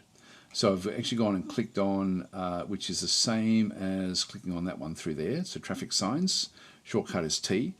And so I need to have certain things going back to that mine, but not very much. So if we have a look at what we can do from here, I'm just going to go into Claystron, double click, and I'm going to allow pull points to go through. So click to toggle on or off to use traffic signs. So pull points I'm going to not be affected by the traffic signs. I'm going to block, basically, I'll allow say 20% down that way. So I'm going to mainly block that road so that most of the stuff will then go along the other road. And so the pull points are going to be not be affected. And that means that, and what that essentially means, I should show you how this one does work. If I go into this location, go to assets and go onto the metal mine, it has supplies that need to be sent to it. So it has a requirement for the workers, where is it? Yeah, it needs 100 logistical points, and 2,000 were present there, which you don't need 2,000 at that location. But also the units that are up through here also require them. So if I go into the map mode and go to preview points, we can then sort of see that there's like different colors in through here. So we need 120 points at that location, 25 at that location, 20 at that location, 10. We need 200 down here for this large area, and we need 5 in there. So I'm just going to go, and with the T key still selected, I can go to each of these. Down this way, I'm just going to, again, allow pull points to go through, but I'm only going to allow a small amount. So what it's going to do is it's only going to pull the points that are required at that location. And so by doing that, what we've ended up doing is to have the future points are now going to have, we've still got a lot of points going that way. Why so many? There shouldn't be that many. It could be the armies. You'd see the green is sort of like these are units that are required, but that's a hell of a lot of points. We go to none, go back. It's still high. I'll just keep it on 20%, just so there's a bit of a dribble going through that way. In future though, we are going to end up with a lot more supply points now coming up along this road to the armies that are up this way, and we're going to need that to be able to try to make this push through to Crossack. And I don't know if we're going to be able to do that. We probably won't be able to actually get there. But I'll just keep the current points on just so we can see what's going on. So I don't have a real lot of points here for moving the units along the road. If I just go and press number 1 again. And if I just go back to the strategic movement. So I can go and click on this unit, and I can't see how I can't actually go past that point because I don't have the supply points required to move it along that road. So I won't worry about that one. I'll just go back to normal movement. I've run out of movement for these artillery. These artillery are quite hard to move, but along roads, ultimately, we can sort of get them using strategic movement to move them along. There's those Galactic Republic guys, which I'm going to move them across. Move them down this way. We're a bit open here. We don't know exactly what we're dealing with up in the top. So we'll just move them across. I can apply them to a unit as well. I think. So I can actually go, I think I can do that. If I go into the second light infantry, yeah, we don't want to be doing anything else there. If I just go to call, actually no, that's not it. I'll just go, that's it for now. Again, I'm losing track of where things actually are. Should be one of these. Oh, unit admin, there we go. Unit admin for there. I don't know if I can, if I go and click on that one through there, unit admin there, change HQ. I'm going to change it to, actually, which one do I want it to be? This is the second. So I'm going to move these guys to be a function of the second in through this other side, which will give them the power of having the leader. So I'm just going to go to unit admin from here, change the HQ to the second light infantry.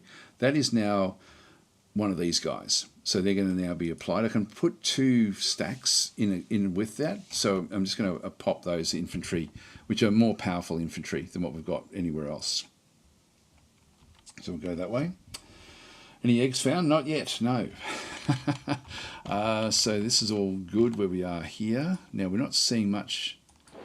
Oh, here we go. So in this case, I thought we were going to find more scavengers, but we've now found creatures. So we've got 2 aliens. If we have a quick look and see, these are yellow scale walls, which are these are Biosphere Memon. Now that rings a bell in terms of, if I just go and exit that for a second. We go to the planetary generation. Go to is it the Biosphere? This is actually the different types of animals that are on the, sorry, the different types of animals and plants that are there, the top of them. These are the actual creatures that are around. Yeah, Biosphere evolved 402 million years ago, and these are vertebrate advanced lungs and amphibic feet. And this is actually where the aliens on the world have come from as well. That was, I'm pretty sure, where they ended up going. Planetary overview. There's 2 alien life forms as minor regimes in through this other side.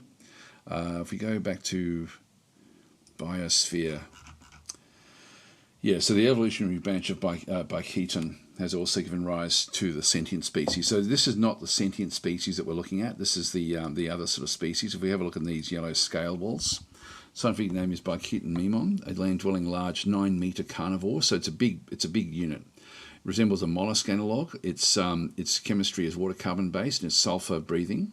It's a scavenger predator. Has the following feats. It's got a polymer 3, absorption 3, trampler 2, crusader, and an acrobat 3. So these are all abilities that it has. So scavenger predator doesn't usually go for kills, but scavenges dead animals instead. It has the following feats. So polymer is going to be up to 40% more hit points per level and classed as a hard target with polymer armor. So this is actually almost like a tank with its actual, because it's got the shell. It's got shells on it. Absorption, so hits on this critter often with higher levels and more often do not register if unmodified attack values, if not higher than modified attack points. Okay, so the attack points are going to be unusual. It will absorb damage. A trampler, up to 30% extra combat bonus versus infantry and guns per level. So again, which is what we're going in with. If we go in with tanks, we're going to be a little bit better off. It's a crusader, so it has a tendency to actively engage in a human presence in a neighbouring area. So it will actually it will hunt us out. And acrobat, so it's got a 40% combat bonus in forests and ruins, which is not where it is. So that's all okay. Its actual hit points are a sort of 496, so that's a lot. And this is actually its attack values against soft and soft attack, soft defense. So it doesn't defend as well as it attacks, but it attacks at 160. So it's fairly aggressive with what it does do through there. This is against vehicles, so it's not great against vehicles. So so against tanks, it's a 30. It attacks at 34, but defends at 27. So it's got the it's a walker group essentially. Moves on foot. There's 500 of them. But we're sort of seeing that there's only sort of got like 3 in through that side. If I go and try to click on that one, unknown odds, because we really don't know what we're up against just yet. I'm just going to go and, if I start to add more, we don't know, because if we go and cancel, we'll find that the recon is still going to be pretty poor, 51. We need to be 48, so we're getting sort of like basic information. We also have another group of animals over here. These are blue crawlers. These are doxy mollusks, and these are 12-metre land-dwelling herbivores. It resembles a mollusk analogue. Its chemistry is water carbon-based and sulfur-breathing. It's a grazer herbivore, so grazers will just wander around. It has the following feats: metallic 4, so this one will have 30% more hit points. Hit points are really, really high.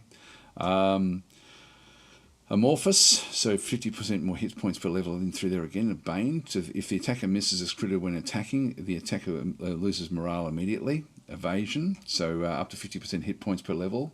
And a Swimmer 3, so up to 40% combat bonus in swamps and tundra per level, which is, again, not where it actually is. So, again, it's even more damaging. I mean, it's massive. It's more damaging than these Biketon or whatever they're called, these yellow scale waltz.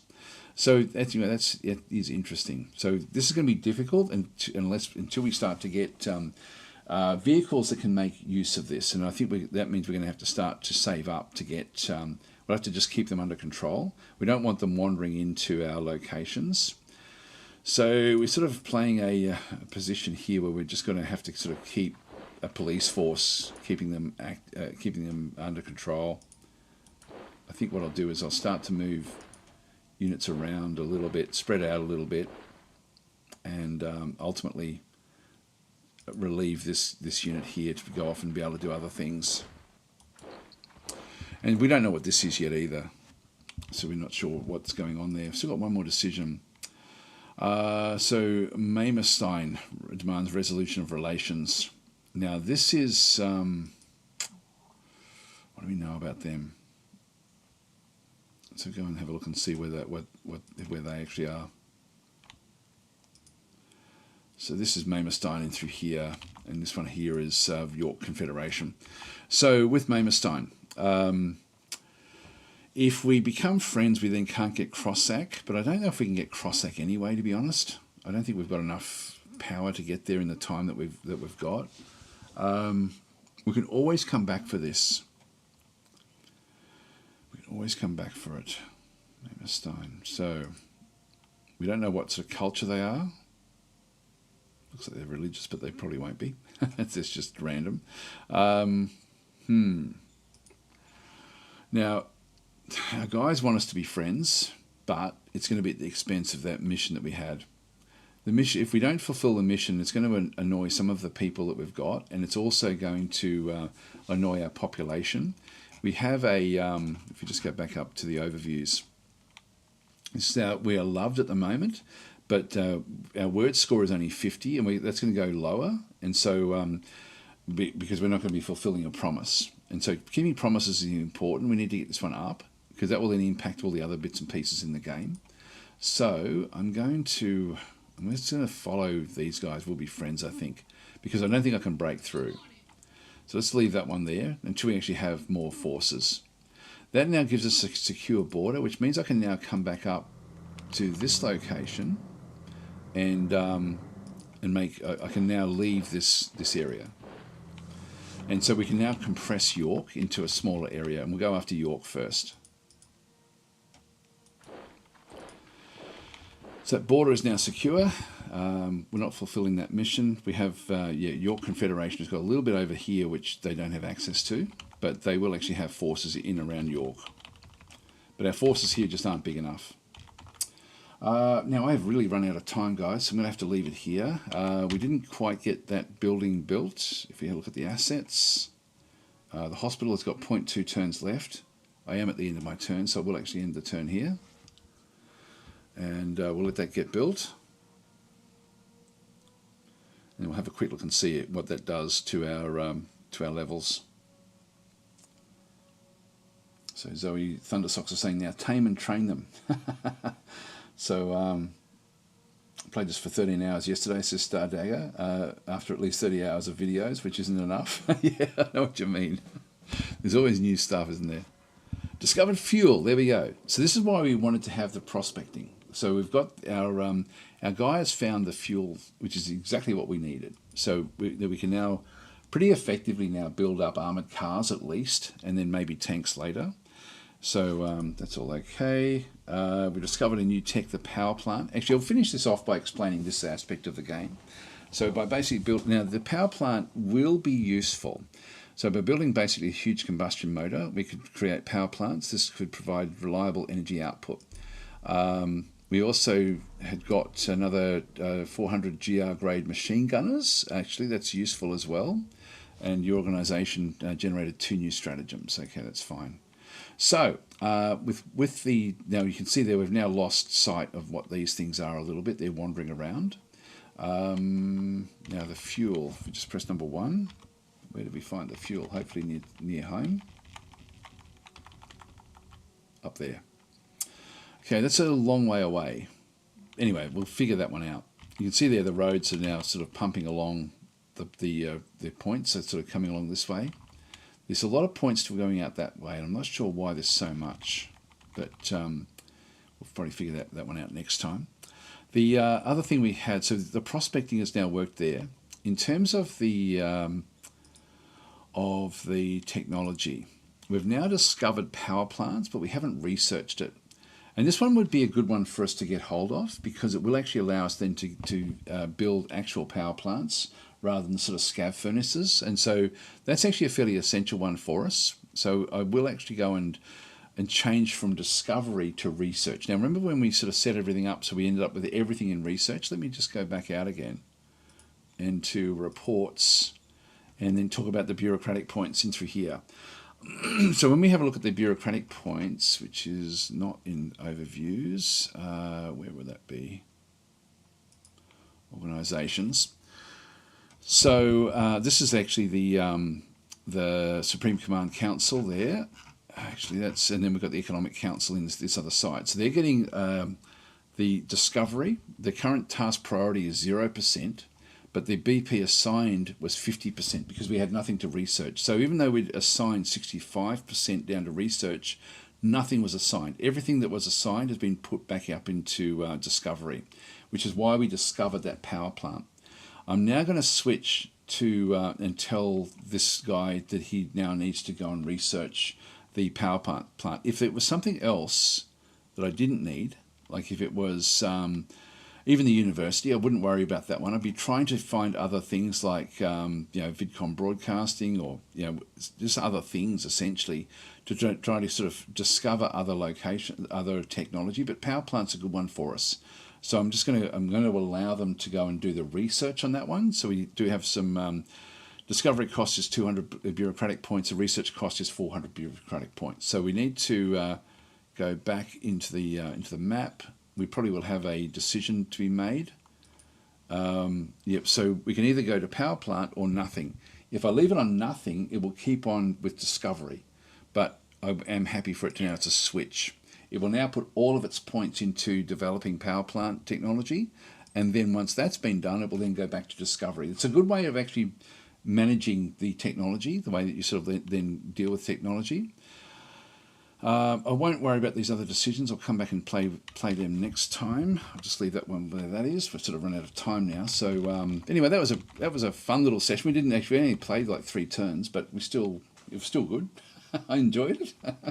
So I'll be back tomorrow. I should be doing my chat tactic on YouTube. I think there's a lot to talk about this week with different games and things. So I'll try to be doing that. And anyway, we'll continue on. So I'll leave it there, guys. Thanks for watching, and I'll catch you tomorrow if you're around.